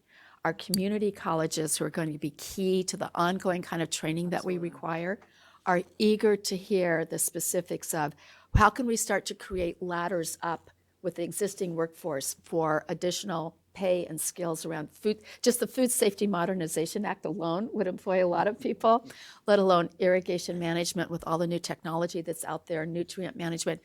Just starting with those things, but then also taking the longer decadal view of where the jobs are going to be, the current workforce, and making us, we're the golly gee whiz. We get to grow food to feed the world better with nutrition, with new gadgets. And it's not going to happen with people like me, that's for sure. So I just see this as a once-in-a-lifetime opportunity, and I can't tell you how much I appreciate your willingness to partner. Absolutely. Thank you. Joy? Do you have reliable projections on where ag tech is going? You know, so what does that future look like? Yeah, so our LMID, the division that collects data, I would say it's generally reliable, but it's not enough. So if we really want to embark on something bigger to support sector change, it's really going to require some surveying of industry to really understand where people are moving. So I would say that collection of data and information is actually going to be very important in helping us understand the what. What are we addressing? We have a general feeling. I have a general sense in my conversations, but I can't execute based on generalizations. So I think this point that you're making, or the question that you're asking, makes a very important point about our work with industry to figure out where this is headed exactly and what those projections would look like. It would take deeper surveying, undoubtedly, to figure that out, because it's really industry telling us where they're moving. Rochelle and, sorry. Secretary, thank you so much for the presentation. I am a policy board member for a local workforce development board, as well as coming from the AJCC world as an operator, so I can appreciate your world. You. But you hit on something that I think is relevant here is the ETP dollars are so competitive, and that is industry-wide. How do we ensure that we're seeing those ETP dollars going to this sector, and how do we train up, provide technical assistance to those that are applying, and even getting the word out that the dollars exist? That's such a great question. So, one of the things I've done is actually, people in this administration and just now, there's, the buzzword of equity is everywhere. And I actually get kind of annoyed when I hear it over and over again, because oftentimes it means so many different things to different people that it ends up meaning nothing. And no one actually does anything to reach this lofty goal of equity. So at Labor, we have 4 groups that do workforce development. We have ETP, we have apprenticeship standards, we have the group that administers the WIOA funding, including discretionary funding that I get to decide, what projects or grants we want to do. And then we have the workforce board, which traditionally was a policy-making entity, but has now sort of built up this high road portfolio. So we have been integrating those groups, doing planning together as one team, because what we often see is that the priorities of one are not actually the priorities of the other. And so we have this siloed, or we have had a lot of siloing, and then our dollars don't have optimal impact. With ETP, I have looked at preliminary data to understand, to look at what equity means. So for me, equity in our programs means who has access. So what do the participants of the training look like? Do we have equal men and women? What does the minority mix look like? What about people with disabilities or veterans? When I look at ETP, of course, then there's equity of experience in the program and equity of outcomes, right? So that's how we define equity. Who's accessing? How do they experience that training program? Do they drop out? Why? What are the barriers? Have we been able to make up for those barriers in some way to assure success? And then what are the outcomes of actual pay over time? ETP over time, I was looking at went through the lens of women, and it's just very interesting. It used to be about 50-50 in terms of participants, and then maybe 4 years ago it dropped to about 35% women, and now it's about 24% women. So I asked myself, what is happening? Well, what's happening is that it has supported, rightfully so, it's just the panel has decided to do more and more support of apprenticeship programs in the trades. And if you think about apprenticeship programs in the trades, only 4% of those participants are female. So they have pulled down our overall impact on women, right? So these are the things that we need to look at.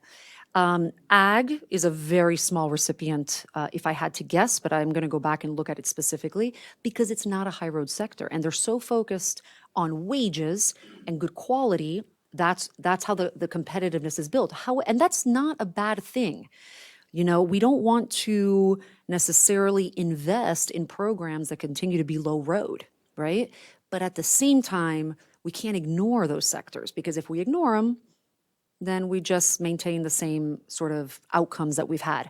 So the short answer to your question is that's where I have to try to have influence on the priorities of the panel and for them to understand what equity means in terms of our programs and why we may need to invest in sectors that we traditionally don't consider high road in order to start making some changes. And that goes also for our high road training dollars.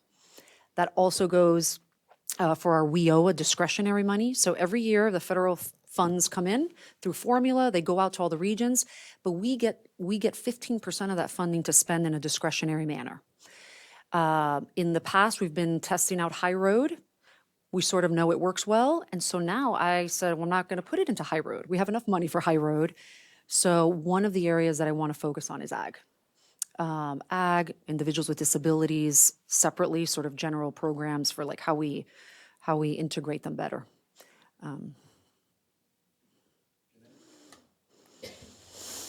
Thank you for joining us today, Secretary Puglia. Chair, I have two questions, so hopefully you bear with me. So one in regards to the high road, we had done, with Driscoll's, by the way, initially some research in looking at immigrant pathways and maps to success. And in agriculture, we ran into issues where specialty crops do tend to pay well during the season. We just are not 52 weeks. And so it gets harder to figure out how do you piece together what that looks like if you have to move because the season ends.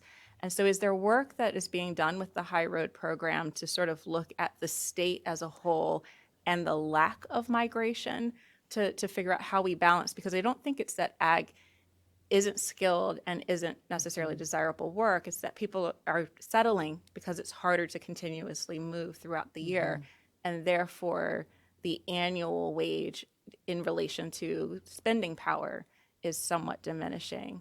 Yeah, no, that question is great. And you're absolutely right that there's a seasonality to a lot of our crops. And so there are, when I went down to Imperial a few months ago, I was there really to talk about lithium and kind of understand what's happening. But that's a very heavy ag area and a very impoverished area because people only work about 6 months out of the year, right? So the other 6 months, they're on unemployment insurance, barely, making ends meet. So we haven't done a lot of work in this. I think what you are presenting is really valid and something that we should be looking into. There is a seasonality to the higher specialized crops that, pay better. The question is, at what point do we expect people to migrate and move their families around and their children around?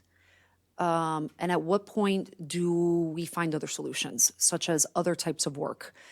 I think there's a human factor here, and you have to think about, migratory ag may work well for some folks, but I'm a mother of two, right? I have an 8-year-old and a 5-year-old. If I had to move around, even in a professional capacity, and live in different places throughout the year, that's a significant impact on my children. Socially, from a social capital perspective, educationally, where they're already struggling because their parents are not contributing to their home education. In most cases, they don't even speak English. So I think your question is a really good one and something we should look at, right? For what segment of that worker population does migration work, and how do we incentivize it, right? And how do we actually plan it in a way that benefits industry and benefits them, right? So that they can have a full year of pay. And for what segment of that workforce is it just not going to work? And where people just aren't willing to make those sacrifices anymore. And then what happens with that group? So I really I appreciate that. That's a very specific but really important question, which I will write down and highlighter because I don't have a pen. Thank you. And that leads into my second question, which actually then goes over to the WIOA reauthorization that will be coming up. Oh, yes. And so as you're looking at that challenge, how might we redefine, as we go through reauthorization, the migrant seasonal? Because so many of our workers are now becoming more domestically settled in one location, but still might need the services or need the education to be able to utilize other services that the Department of Labor offers? Yeah, that's a great question. A lot of the funding that goes into farm worker services goes straight from the federal government to the actual folks that provide the service. It doesn't even come through us. So as they're talking about reauthorization, I think this is definitely something that we need to have conversations with DOL, U.S. federal DOL, which I come from, so it shouldn't be too hard to have those conversations. But I think that's going to be actually really important. We haven't had many of these discussions, so thank you for bringing that up as well. Yeah, because if we don't adapt that funding to the needs, then it's a really missed opportunity as well. And we are the driver of ag workforce, so we have a lot to say for them. So we just created a workforce development subcommittee here, and Janae's going to chair. Yes, okay, that's amazing. Okay.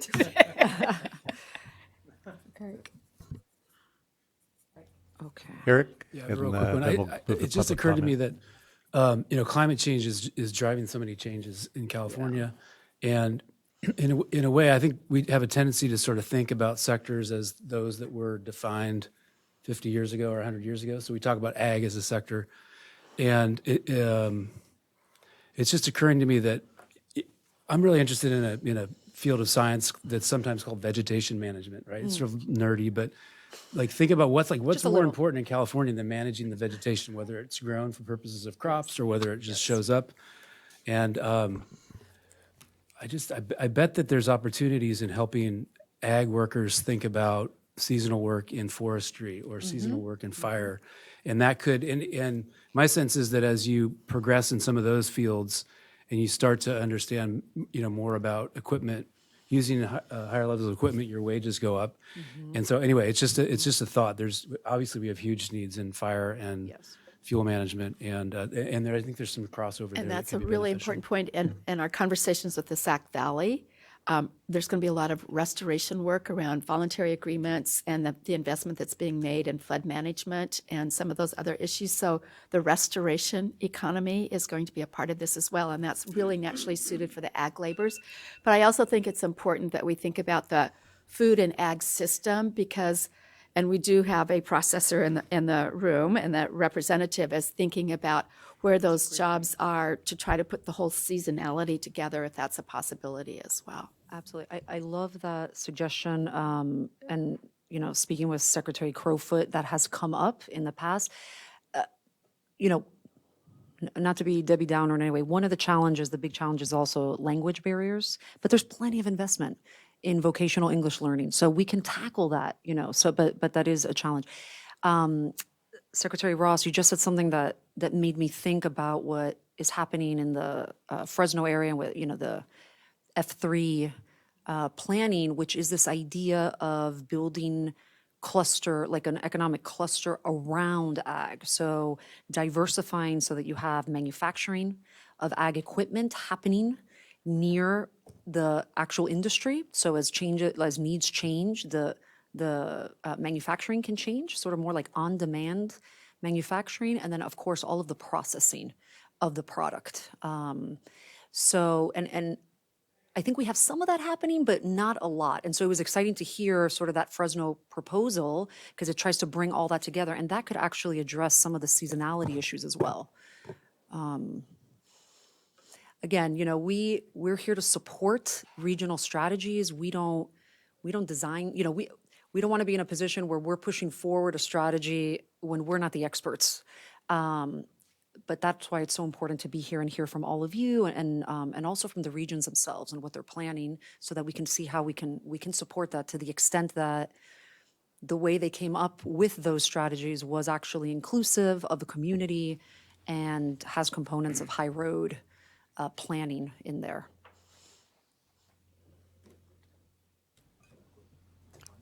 Sure. Quick comment as well. Just want to thank you for actually going to Imperial County, I believe 2 weeks ago. It's really interesting. Yeah, Great excellent. people. And I know the investment is there on the lithium, but I'm glad that you're putting forward our farm workers and our ag workers. And when it comes to the investment, I mean, it's important because, I mean, I think you mentioned it, the children and the families. I can't tell you how much months and months as I grew up, having friends and neighbors, and no one tells us that they're seasonal, and your best friends are, where are they?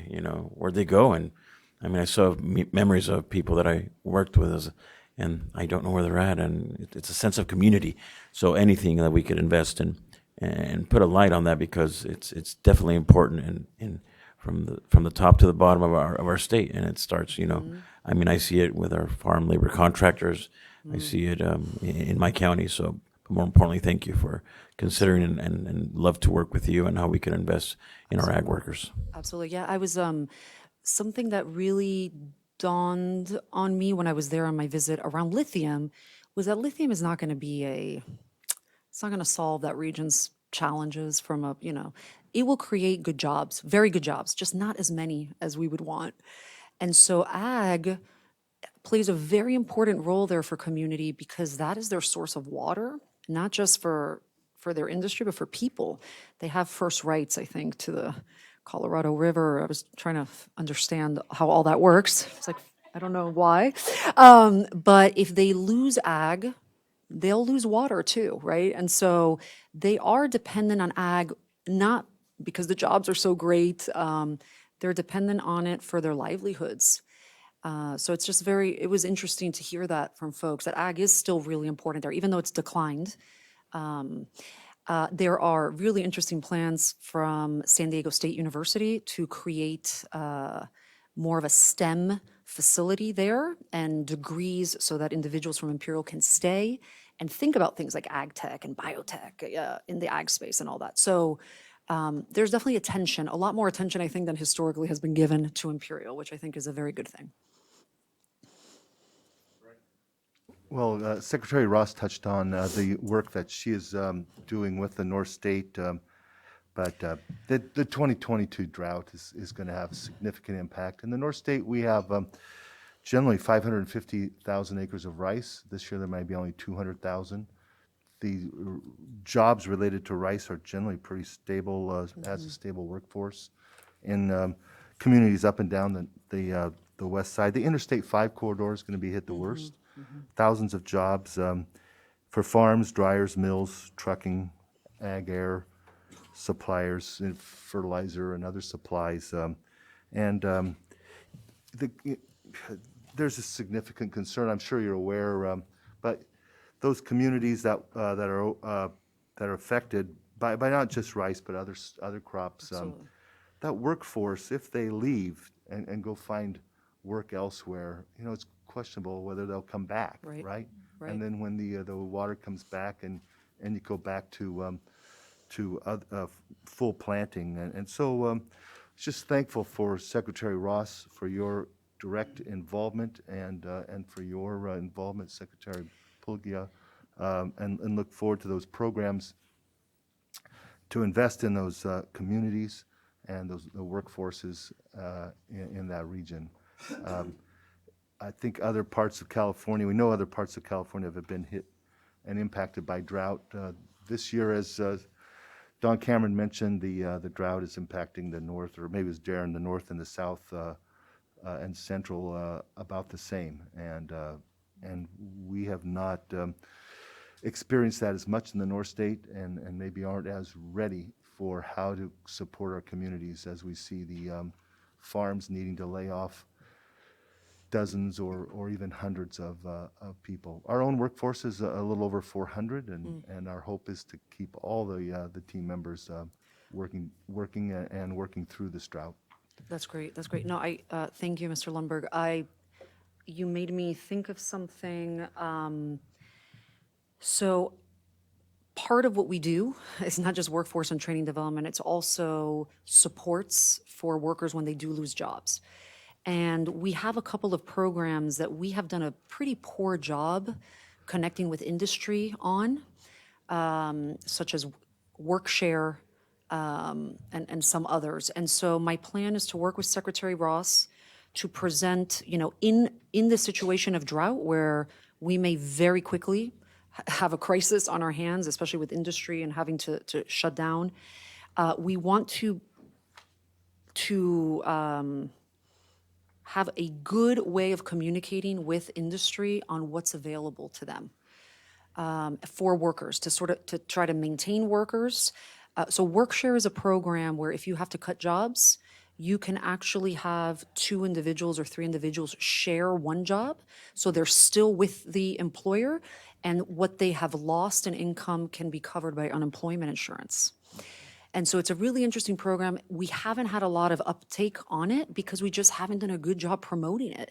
But it's a great way to maintain workers with you so that when the economy or the drought or whatever the barrier sort of dissipates, you can bring the workforce back and they haven't lost that connection with the employer. So things like that, we really have to do a much better job with industry of explaining what's available. Now, I know there's challenges with, undocumented workers. Undocumented workers cannot access unemployment insurance, unfortunately, but I know the legislature has been talking about some other options for them, especially as, the ag sector faces these real climate challenges. And it'll be, I think, really important that the drought is a rolling impact, right? So right now the farms aren't planting, but in our sector, the dryers and the mills, they're still running full off of last year's crop, and will continue to do that until September, October, and so the impacts to those when the new crop doesn't come in will be phased later, and that those programs would be available for current impacts and continual impacts. Thank you so much. Yeah. And the North State is somewhere I need to make my way towards next. Both Kern, North State. I mean, there are so many places I have not gone out to really understand and talk to industry and workers about. Thank you so much, Secretary. Given the latest IPCC report findings and regenerative agriculture being a huge solution to climate change in terms of sequestering atmospheric carbon, is there an appetite for training around regenerative ag in particular and drawing down emissions? That's actually good. I don't know much about this, so I'd love to learn more. Our high road training partnership dollars, so I'm talking, these are millions and millions of dollars that are put out competitively for grants. There's sort of some key tenets to partnerships that qualify these groups for funding, and one of them is sustainable industry and job and moving towards a more sustainable climate industry and sector. And so what you are mentioning, although I technically don't know much about this field, would be really interesting to look at. And yes, absolutely, that would be of interest. Thank you too again for Yes, of course. Secretary. Curiosity here. Turn this on. I have a curiosity. What kind of interactions are you having with the California Office of Small Business? And the reason I'm asking that question is when I think about workforce development, I think about the missed opportunities within the small business owner. And then you also brought up the work share project or idea, which I think is also a missed opportunity within small business. And then kind of layered within that too, just thinking again, I'm trying to kind of sort out my thoughts here as I'm listening to all of this and thinking about the work I do back home, is around workforce development, but within ag. I mean, I'm just thinking, when you think about ag and you think about the farm workers, I mean, it's not just this monolithic group of people. You have some really skilled people who are doing farm work, labor. I remember growing up working in the fields with a doctor from Mexico who was coming to make some money, go home and open up his practice, right? And so I think about the many people I met as I was growing up working in the fields and how skilled they were and educated, and yet they were making a conscientious choice of doing it. And so I continue to see people with skills that are interested in starting businesses. I'm thinking of people who do fabrication for farm equipment, but they don't do it because they don't even know where to start. And they are well connected in the communities to bring employment, right, and create a labor force. And so how do we support those communities? I mean, there's a number of different thoughts I just put out there, but I wanted to put that This is out really there because critical. it's We just work, well, I would like to say that now we are working very well with GoBiz because of several initiatives where we have to work together. And so we've been building very good relationships with them and their small business team. I think you're right that when we think about all of this, the opportunities for businesses, we have to have a sort of a special lens on small business because they don't access information in the same way necessarily. And the way they're going to execute on a program may look different, so we have to really consider them. So I take that point.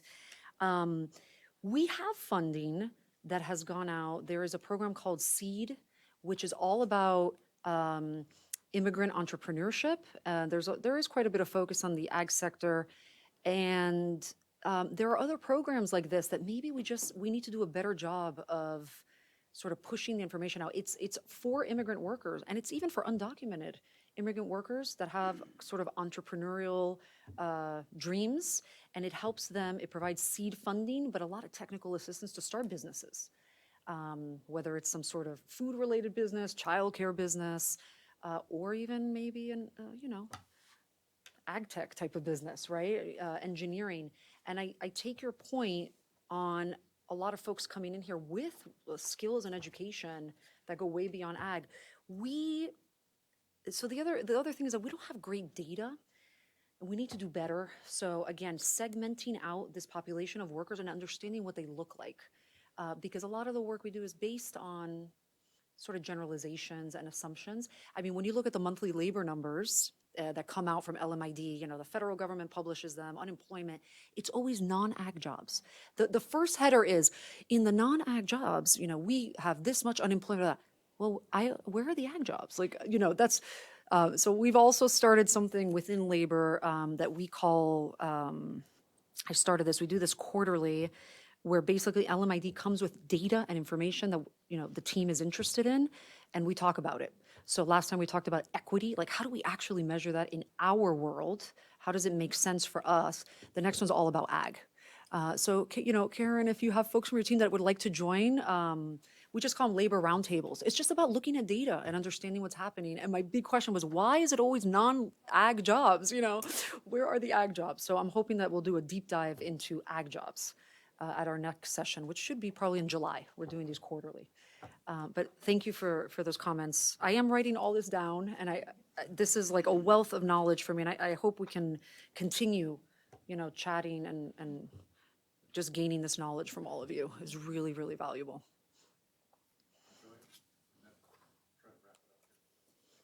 Is there any consideration with the drought, the fallowing of land, the laying off of people, of the kind of program that the federal government put forward during COVID of helping people keep people on the payroll?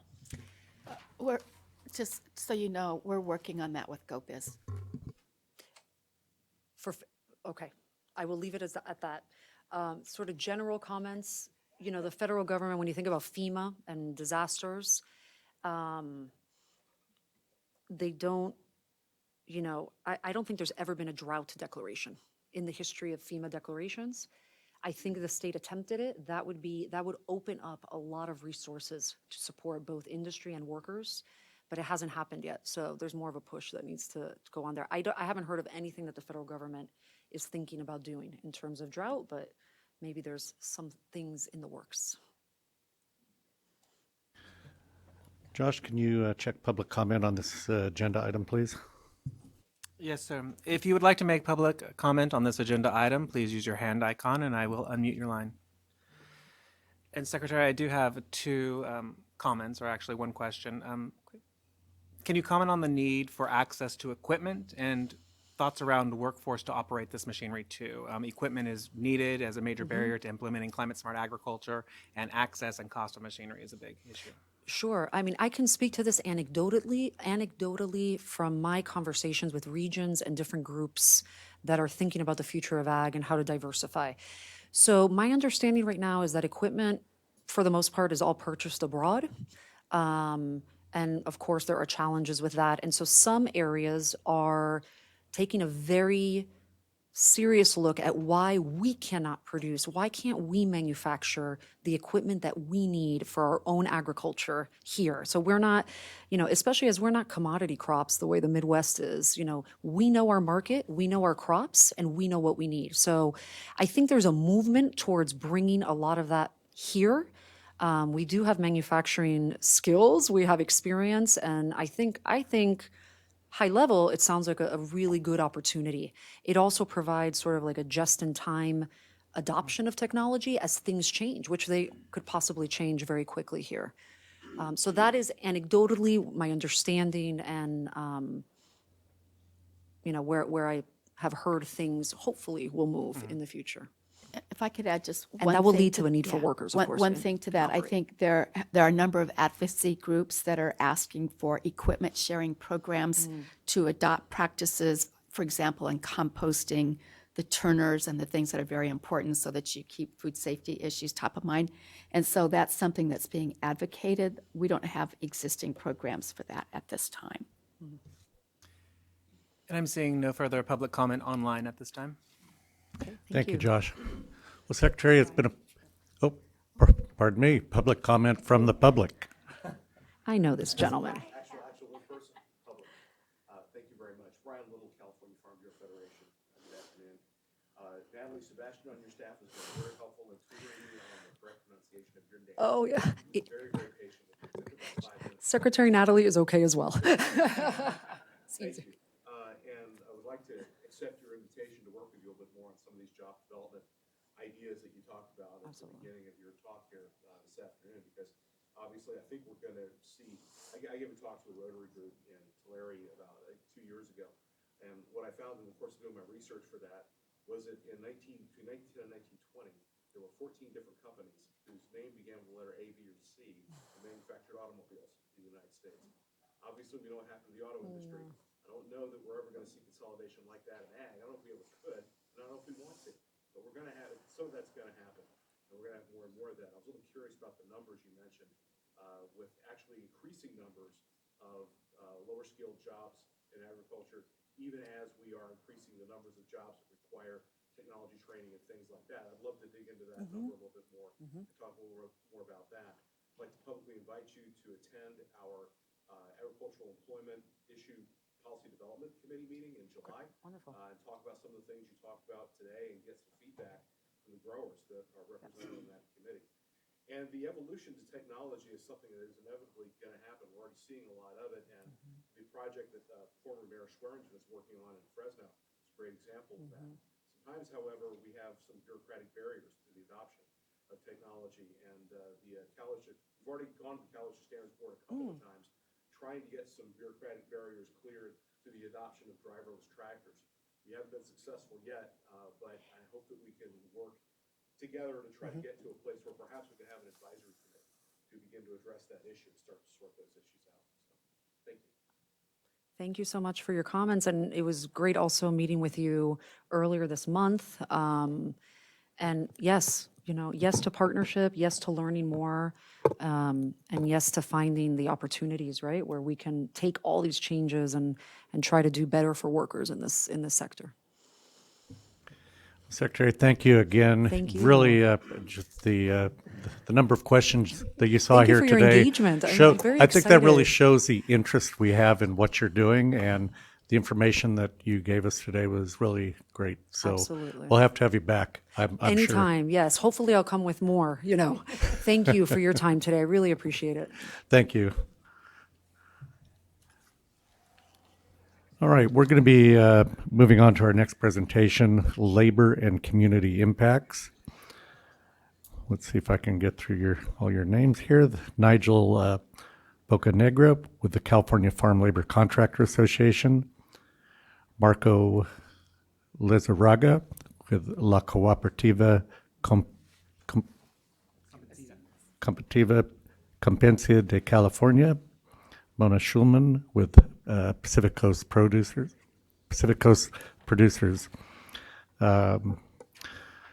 Nigel is the director of the California Farm Labor Contractor Association. The association works to help build positive relationships with grower clients and meaningful employment for agricultural employees. Association members represent the employment of over 250,000 California farm workers engaged in agriculture production. Marco is the director for the Cooperativa Competencia de California, where he has worked for the past 21 years. La Cooperativa is a nonprofit organization representing and providing funding for federally designated farm worker grantees in California who deliver employment and training services to farm workers throughout the state. Mona is the Vice President, General Counsel for Pacific Coast Producers. Pacific Coast Producers is an agricultural cooperative owned by over 150 farm families located in Central and Northern California.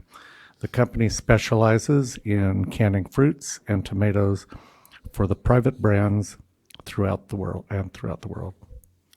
And before you all get started, I want to take advantage of Deputy Secretary Michael Flores is here. He wasn't here earlier, and he came down and listened to this last presentation. Michael, thanks for joining us. If you have any questions about fairs or broadband at fairs, Joy, Michael's your guy. He's doing a terrific job in managing relationships. Thanks. Thanks, Haig. Welcome. So, Nigel, are you going to be starting? Thank you. Is this on now? Great.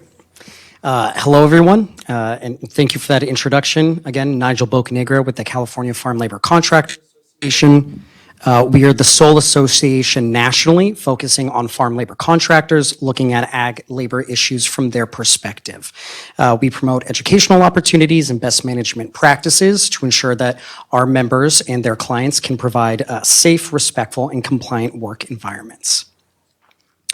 So I will be speaking to you about the drought impacts on farm labor contractors and farm workers. But I'll start off with a little description of what an FLC is for those of you who are not familiar. You can look on the slide here. I have the technical definition from the Department of Industrial Relations. It is technical, so the easiest way to understand it, the most common model is a fixed site grower will partner with a farm labor contractor to bring on additional farm workers to supplement their existing workforce in order to accommodate the seasonal nature of their work. Depending on the month, in 2021, California farm labor contractors employed between 118,000 and 166,500 farm workers. And the usage of farm labor contractors has been growing in recent years, as has the H-2A program. As you could have seen on the chart on that last slide, the usage of H-2A workers through farm labor contractors has increased nearly 800% over the last 10 years. and farm labor contractors come in many different shapes and sizes. Some operate as a vineyard management company, working with a small number of vineyards on maybe 2 varieties of wine grapes in, let's say, just Napa County, while others may have a very large geographic footprint, working with more than 20 different types of crops. Unfortunately, I don't have data on the different size of operations for California FLCs, but our membership is broken into 3 different categories: large, medium, or small, based on the size of their payroll the previous year. About 25% are large, 25% medium, 50% small, though we'd certainly venture that a larger portion of the overall FLC community are smaller employers. And I highlight that because obviously small employers have fewer resources to be able to respond to a rapidly changing environment. One of the biggest challenges in understanding the drought's impact on farm labor contractors is that we need more data. We don't have a lot of good data on this, and certainly we could look to the Farm Labor Survey to search for trends in how farm worker pay has changed since the most recent drought began, but a couple of major factors certainly cloud the overall picture, making it harder to determine what exactly is coming from the drought and what is not. We have AB 1066 phasing in ag overtime pay starting in January 2019 through 2025. Many employers are still experimenting with their management practices in how to accommodate these new laws. Of course, labor shortages are ever present in agriculture. Many employers have turned to the H-2A program, as I'd mentioned, and the COVID-19 pandemic is a massive disruptor for all of us. The quarterly census of employment and wages data does suggest that the pandemic reduced overall crop ag employment. So I don't have a data set to share with you today, but I spoke to many of our members to better understand how the drought is impacting them from their point of view. And their answers ranged from severe impacts to, I don't know if it's impacting me at all. And there are certainly many reasons for the variety of experiences. I will first note, though, that in the Rural Migration News blog issue 225, they state that farm labor contractors were the major shock absorbers for reduced employment in U.S. crop agriculture during COVID. Though the author of that article, UC Davis's Dr. Phil Martin, suggested that in general, farm labor contractors are the first to be hit when growers cut back. But of course, one of the reasons that we have a variety of experiences is that the drought is not hitting all areas of the state equally. On this next slide, on the left, you will see the current drought conditions as of April 28th, according to the U.S. Drought Monitor. As you can see, the D3 category, if my glasses are sufficiently working, is hitting the Central Valley hardest, while some of the coastal counties are not hit as hard. The chart on the right shows average annual ag employment by county in California. Some of the hardest hit counties, Kern, Fresno, and Tulare, are all in that D3 category, while others such as Santa Barbara, Ventura, and Monterey are faring slightly better. But of course, what is more important is what is the FLC's client's water source? Where are they getting their water from? If the FLC is lucky, their client is probably located near a river with a high water table, relying on a well system. If they're unlucky, they're relying on a water district allocation. Just last month, the Bureau of Reclamation announced a zero water allocation for irrigation districts for the Central Valley project. And of course, the specific crops that an FLC works with also matters here. Row crops have been harder hit by the drought. Perennial crops are in the field for the long haul, while those working with annual crops have more flexibility to adjust to different crops that are going to fare better with the water allocations that they do have. And so, of course, the direct impacts on farm labor contractors. We're seeing lower yields. One of our members in Napa County noted that their wine grape yields are down 60%. The number of clusters just don't look very good, and the chart on the right shows the impact that a water deficit will have on wine grapes, not just in the current year, but even the following year as well. When yields are down, we're also seeing less revenue per acre. Another of our members in Fresno County noted that they expect revenue to be down 40 to 50% this year. And they noted that they're currently working about 4,000 to 5,000 acres of cannery tomatoes this year, but if their clients had as much water for irrigation as they could possibly want, demand would certainly support 10,000 acres.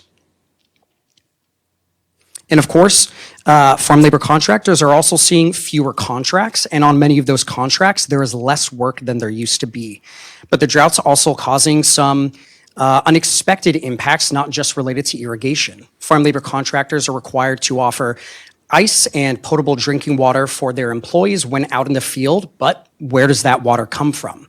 Not everybody is hooked up to the city tap, and some wells are drying up. So that's caused some employers to buy and ship in bottles of waters to the field. Of course, that is less sustainable. There are more emissions with shipping that water and higher use of plastics.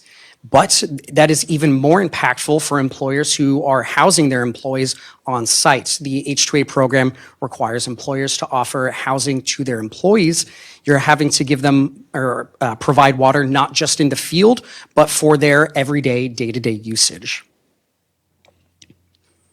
And of course, how is that impacting farm workers themselves? Well, some of them are facing layoffs. And when an employer has a smaller base of farm workers, sometimes that means you're also laying off administrative staff, such as payroll specialists. And when yields are down, farm workers are making less money. An employer may need the same number of workers for a harvest, but the harvest is moving more quickly this year, for example. And of course, this is also forcing some farm workers to have to travel further from home for new job opportunities. Employers are responding to the drought and the challenges it's presenting in a number of different ways. Some folks that can afford to may move to dry irrigation, while others are developing more resilient crop varieties, crops that are more resistant to heat or cold to extend their growing season. As I mentioned, some are reducing staff. Others are ripping out fields in favor of crops that are going to be more successful with the water allocations that they have. Some large growers with many resources and means may even move their operations abroad to countries like Mexico. And in some desperate situations, employers may also fallow their land. This strategy can be helpful because their water allocation is based on their entire property, so they're able to direct the water towards fields that will allow the crop to have the sufficient irrigation that it needs. But that leaves them with the question of, what do you do with this land that's now sitting there? Is there any way that they can turn a profit of some kind? Some may rent land for oil rigs, while others with sustainability goals may create habitats for bees or butterflies. One of our members is even partnering with a third-party vendor called Source to install hydro solar panels that take the sun's energy and bring in moisture from the atmosphere to create potable water, which is certainly a creative solution.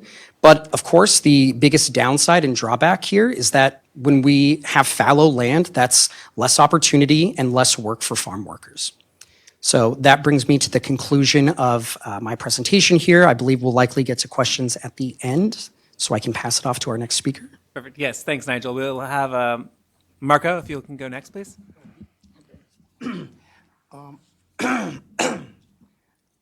Okay.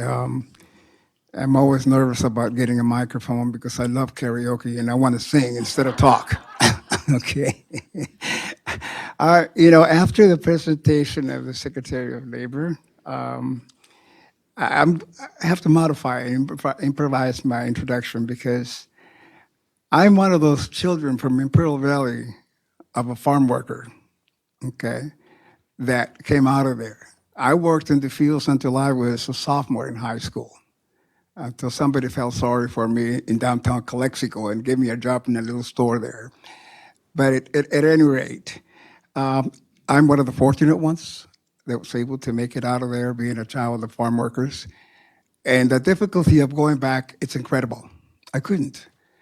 You become a professional in one area or another, and the jobs are not there. That's one of the sad things that occurs, okay?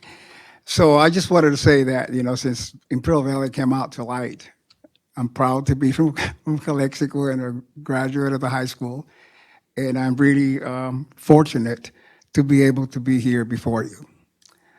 Okay, and by the way, Mr. Costa, my organization, La Cooperativa Campesina, was mentioned by the Secretary. Yes, we do get money to serve farm workers, and we've been getting that for 22 years. We have a lot of issues, but it's still, we only get 3.2 million per year, not 6.4. And our members, the board members of La Cooperativa, are what we call the 167 grantees. Those are the grantees that the federal government gives funds to serve the farm worker, and we primarily provide employment and training directly from the federal government. And we are allowed to provide services that our grants through the state for employment and training do not allow.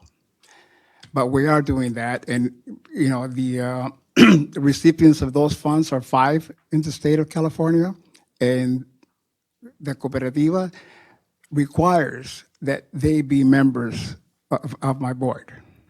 Okay, and so anyway, that's how I got diverted in my introduction. But at any rate, let me continue. One of the things that I'm here for is because we all know the devastating consequences of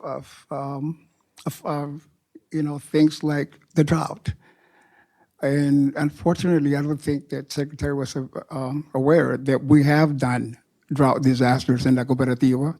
We have done freeze disasters. The 2009 freeze, for instance, we got a lot of money from the USDA to provide services to the farm workers. And that was an assistance to the farm workers that were hit, not employed. And we provided assistance with mortgages, assistance with rent, assistance for living expenses, which was direly needed at that time. So we've done a lot of disaster programs. So yes, the drought, we did do a program that was funded through the Housing Community Development to assist farm workers, again, with assistance for rent and assistance for food. So it is possible to do that in a disaster like this.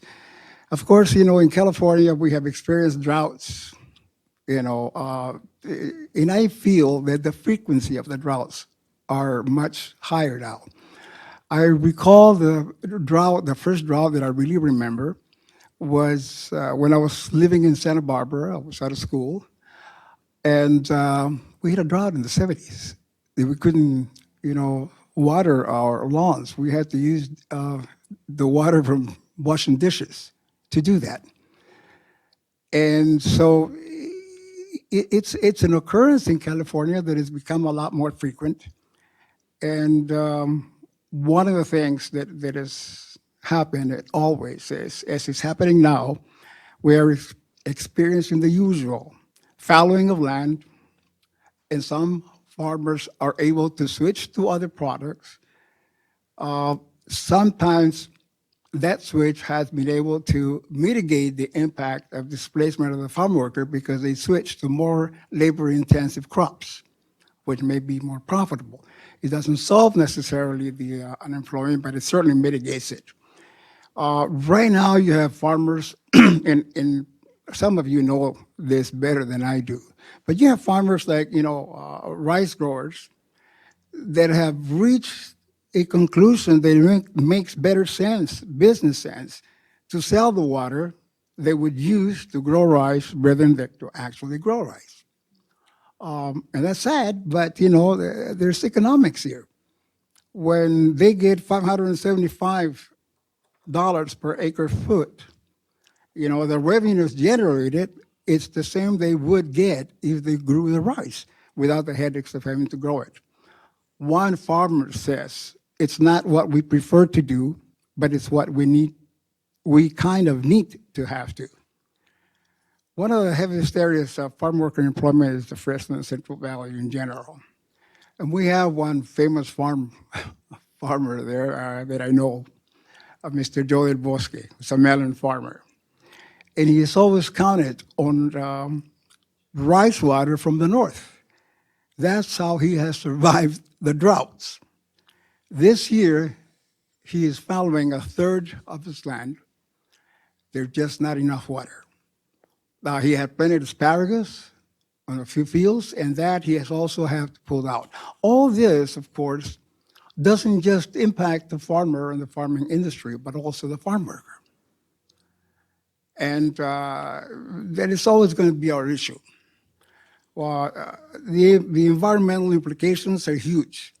The Westlands water officials say groundwater within the district is being pumped to date at an almost twice the rate deemed sustainable. And, you know, there is no other thing. There is no other option for the farmer. It has provided 40% of the water for California agriculture in a normal year and much more in dry years. Today, growers in some parts of the San Joaquin Valley are facing restrictions as to how much water they can pump. And if I may take a little break, I need some water.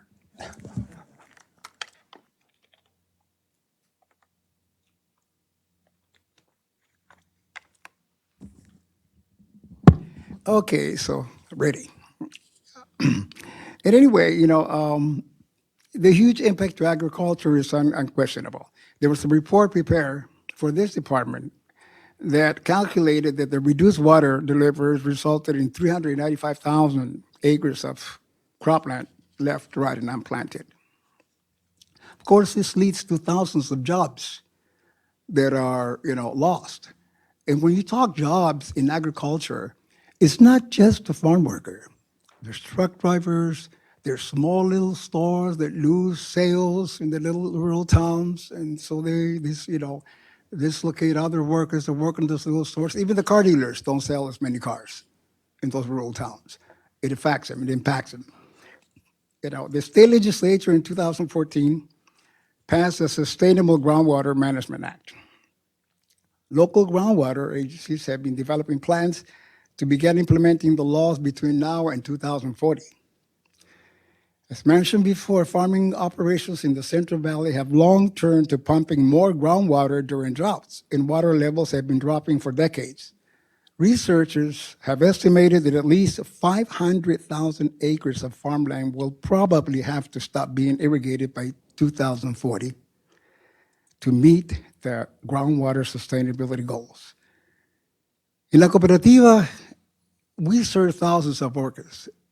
In an average year, we serve about 50,000 farm workers throughout the state of California. We are located physically in 32 of the most significant agricultural counties in the state, and we have about 80 offices. But every research that we run into, the real impact of the displacement of farm workers is not really analyzed. The impacts are drastic to small rural towns.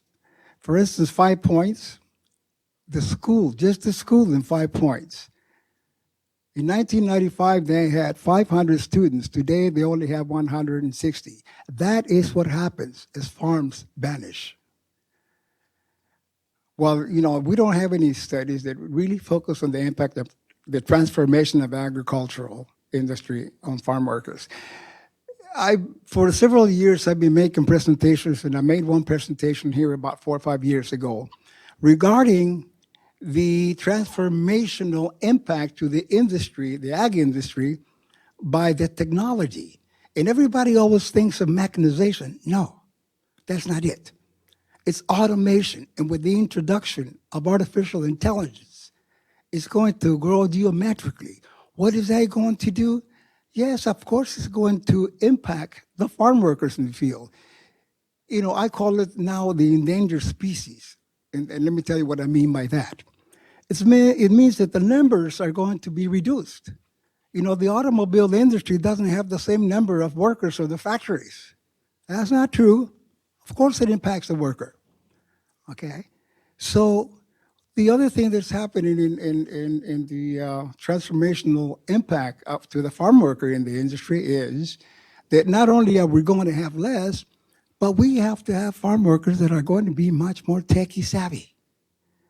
They need to know how to read and work with GPS on the tractors. They need to be able to operate machinery that, guess what? You are working with agrobots. That's what I call the robotic, technology in the fields, the agrobots. And they're going to have to manage them. And there's going to be a lot less. I always tell people, look, just in the time that I've been here in Sacramento, I used to see the tomato machines, and I'm surrounded by tomato in Woodland because that's where I live. Okay, I used to see about 5, 6, people on the machines.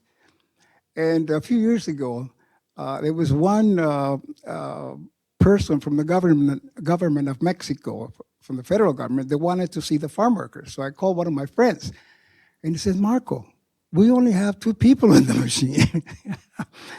Just in the time that I've been here. You look how much that has been reduced. So we need to be very proactive. One of the things that I've always admired about the agricultural industry, because I have studied some, there's hundreds of thousands of acres that are taken out of production in a year and in a decade. Yet, we still maintain a $50 billion industry. That's amazing.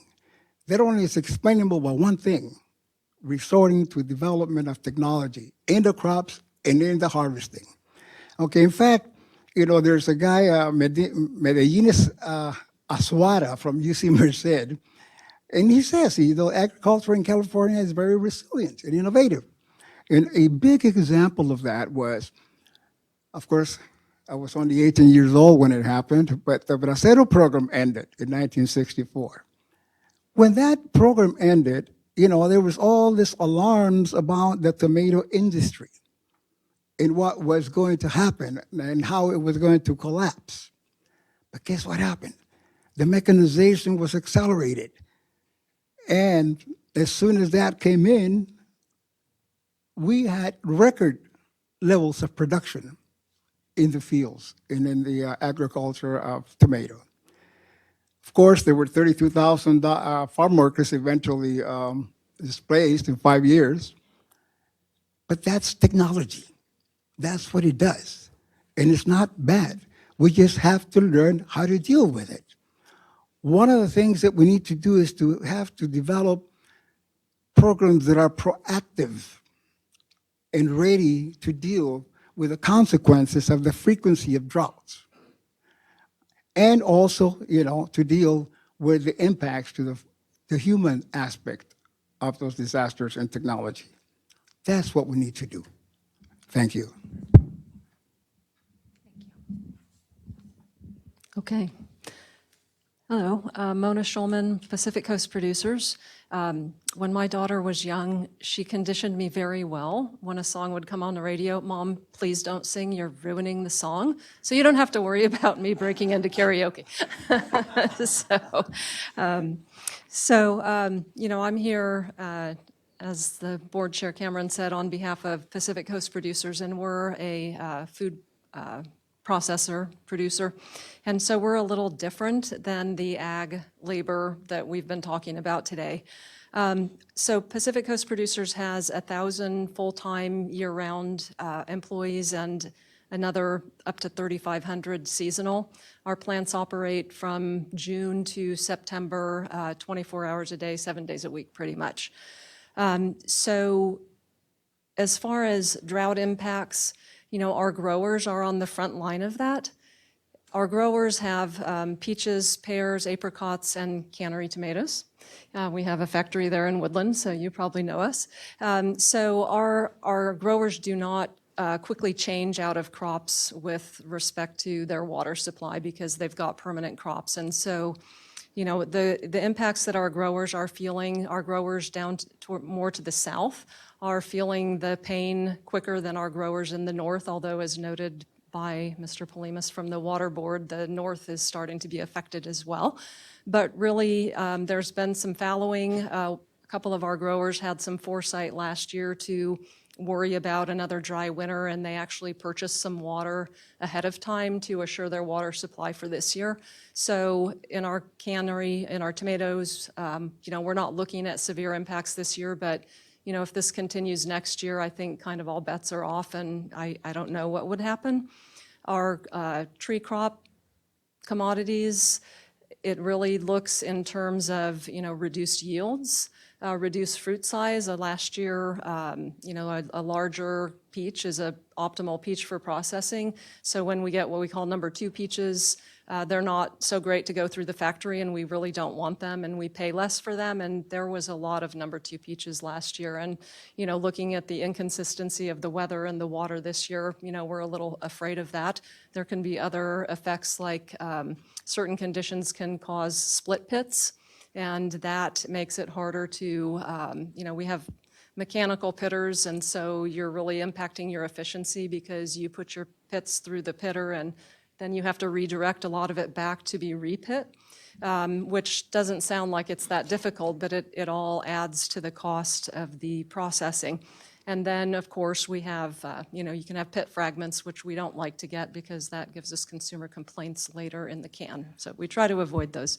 But I think we had seen some decreased production last year due to decreased yields, and I think we will see that again this year. Our factories are located in different areas, and as another speaker said, a lot of the drought impact really does depend on where you're located.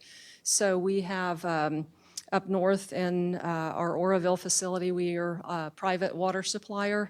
In Woodland, we're on a well, but we have a backup city supply, and in Lodi, we have a city supply. So our water supply coming to our cannery is really not at risk this year, which we're very thankful for. But we have spent a lot of time and money on water efficiency in our facilities, and not just because of the drought. This started years ago because of cost. It costs money to buy water or pump water, and so you want to reduce your water use. You want to reuse water, so we have a lot of processes within our facilities where we recirculate and reuse water. When we can't reuse it anymore for food safety reasons, then it goes generally out in all of our facilities to a land application site where it's used to irrigate forage crops. So we really do reuse water, and I think it's one of our pipe dreams is to either have some wetland facilities out at our our water disposal areas, or to be able to partner with a city or the state to come up with some treatment facilities so that the water coming out of our canneries could be treated to the point where you could have some reuse, some urban reuse for landscape watering and things like that. So those are the kinds of things we think about. But looking at, our labor situation, COVID really did do a number on the labor force, and for the last couple of years, we really struggled to staff our plants, and we were short, very short. We managed to go ahead and process, but there was a lot of overtime, there was a lot of stress, it was difficult. We really don't know what to expect going in this year because we don't really know where we are with COVID. We don't know if people will be willing to come back to work. Our group of production employees is represented by the Teamsters, and so their wages and benefits are negotiated. We're not like ag in that respect.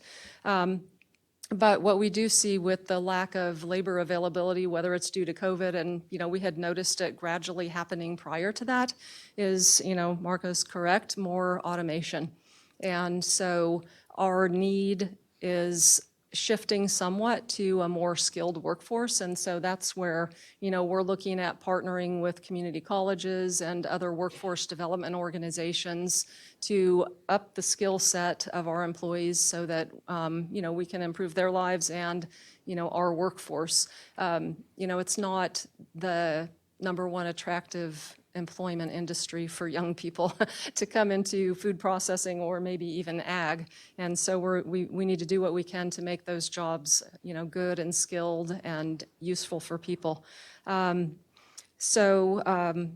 do provide training to our employees, and we belong to the League of Food Processors. They provide scholarships, so we really do try to improve our workforce. But, it's a challenge. It is a lot of people who English is a second language. I wouldn't characterize most of our workforce as migrant. It's mainly people who live in the community and return year after year. So again, it's a different set of circumstances than the ag labor.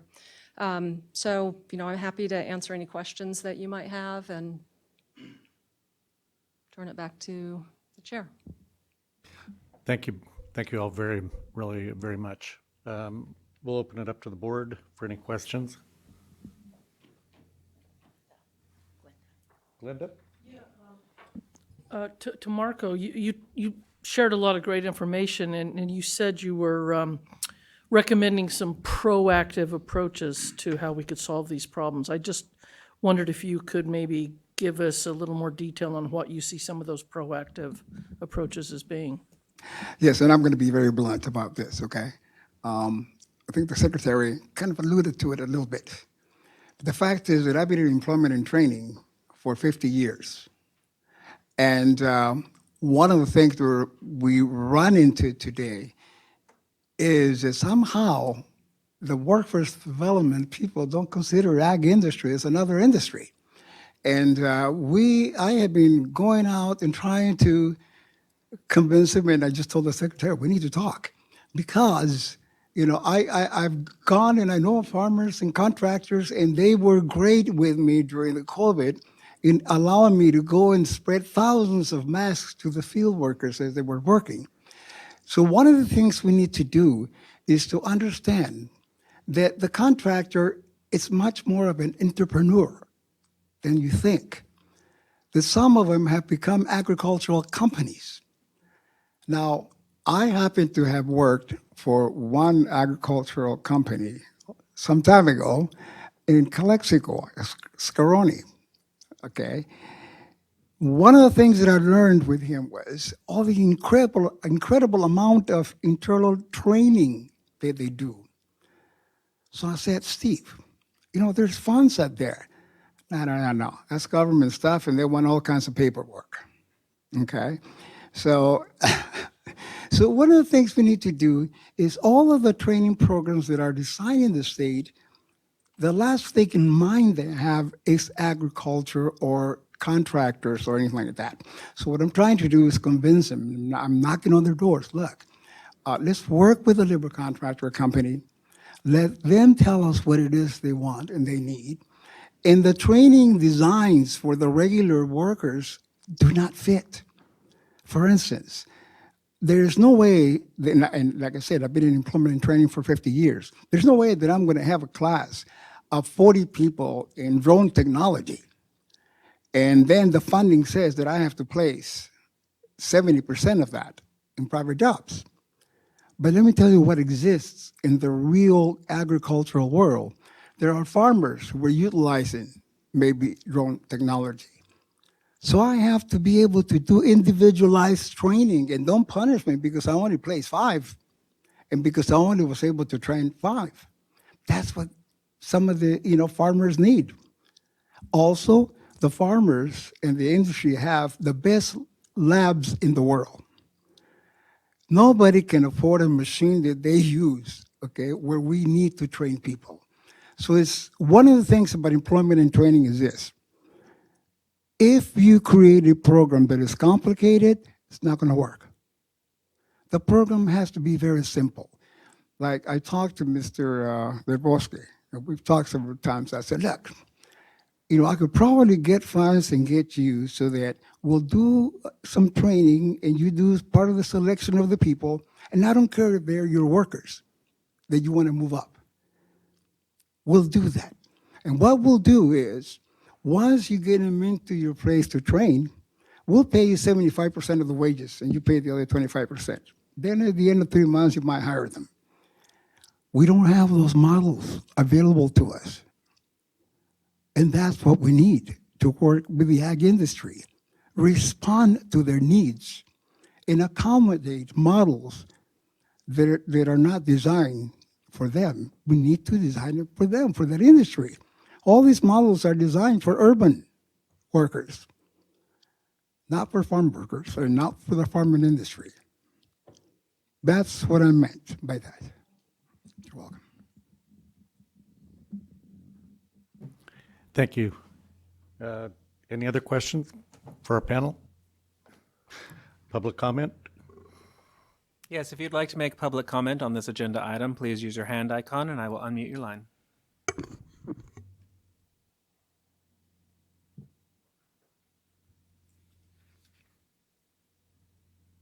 Seeing no public comment at this time. Do we have any public comment from within the auditorium? Oh. All right. Just want to thank you again for coming in here today. Good to see you all, and look forward to having you back again. Thank you. Thank you. We're going to... Thank you. And we're gonna take a little lunch break. We'll try and keep it to 20 minutes and 15 or 1:15. Come back at 1:15. We'll come back around 1:15 if that works. So we'll be adjourned until then. Thank you.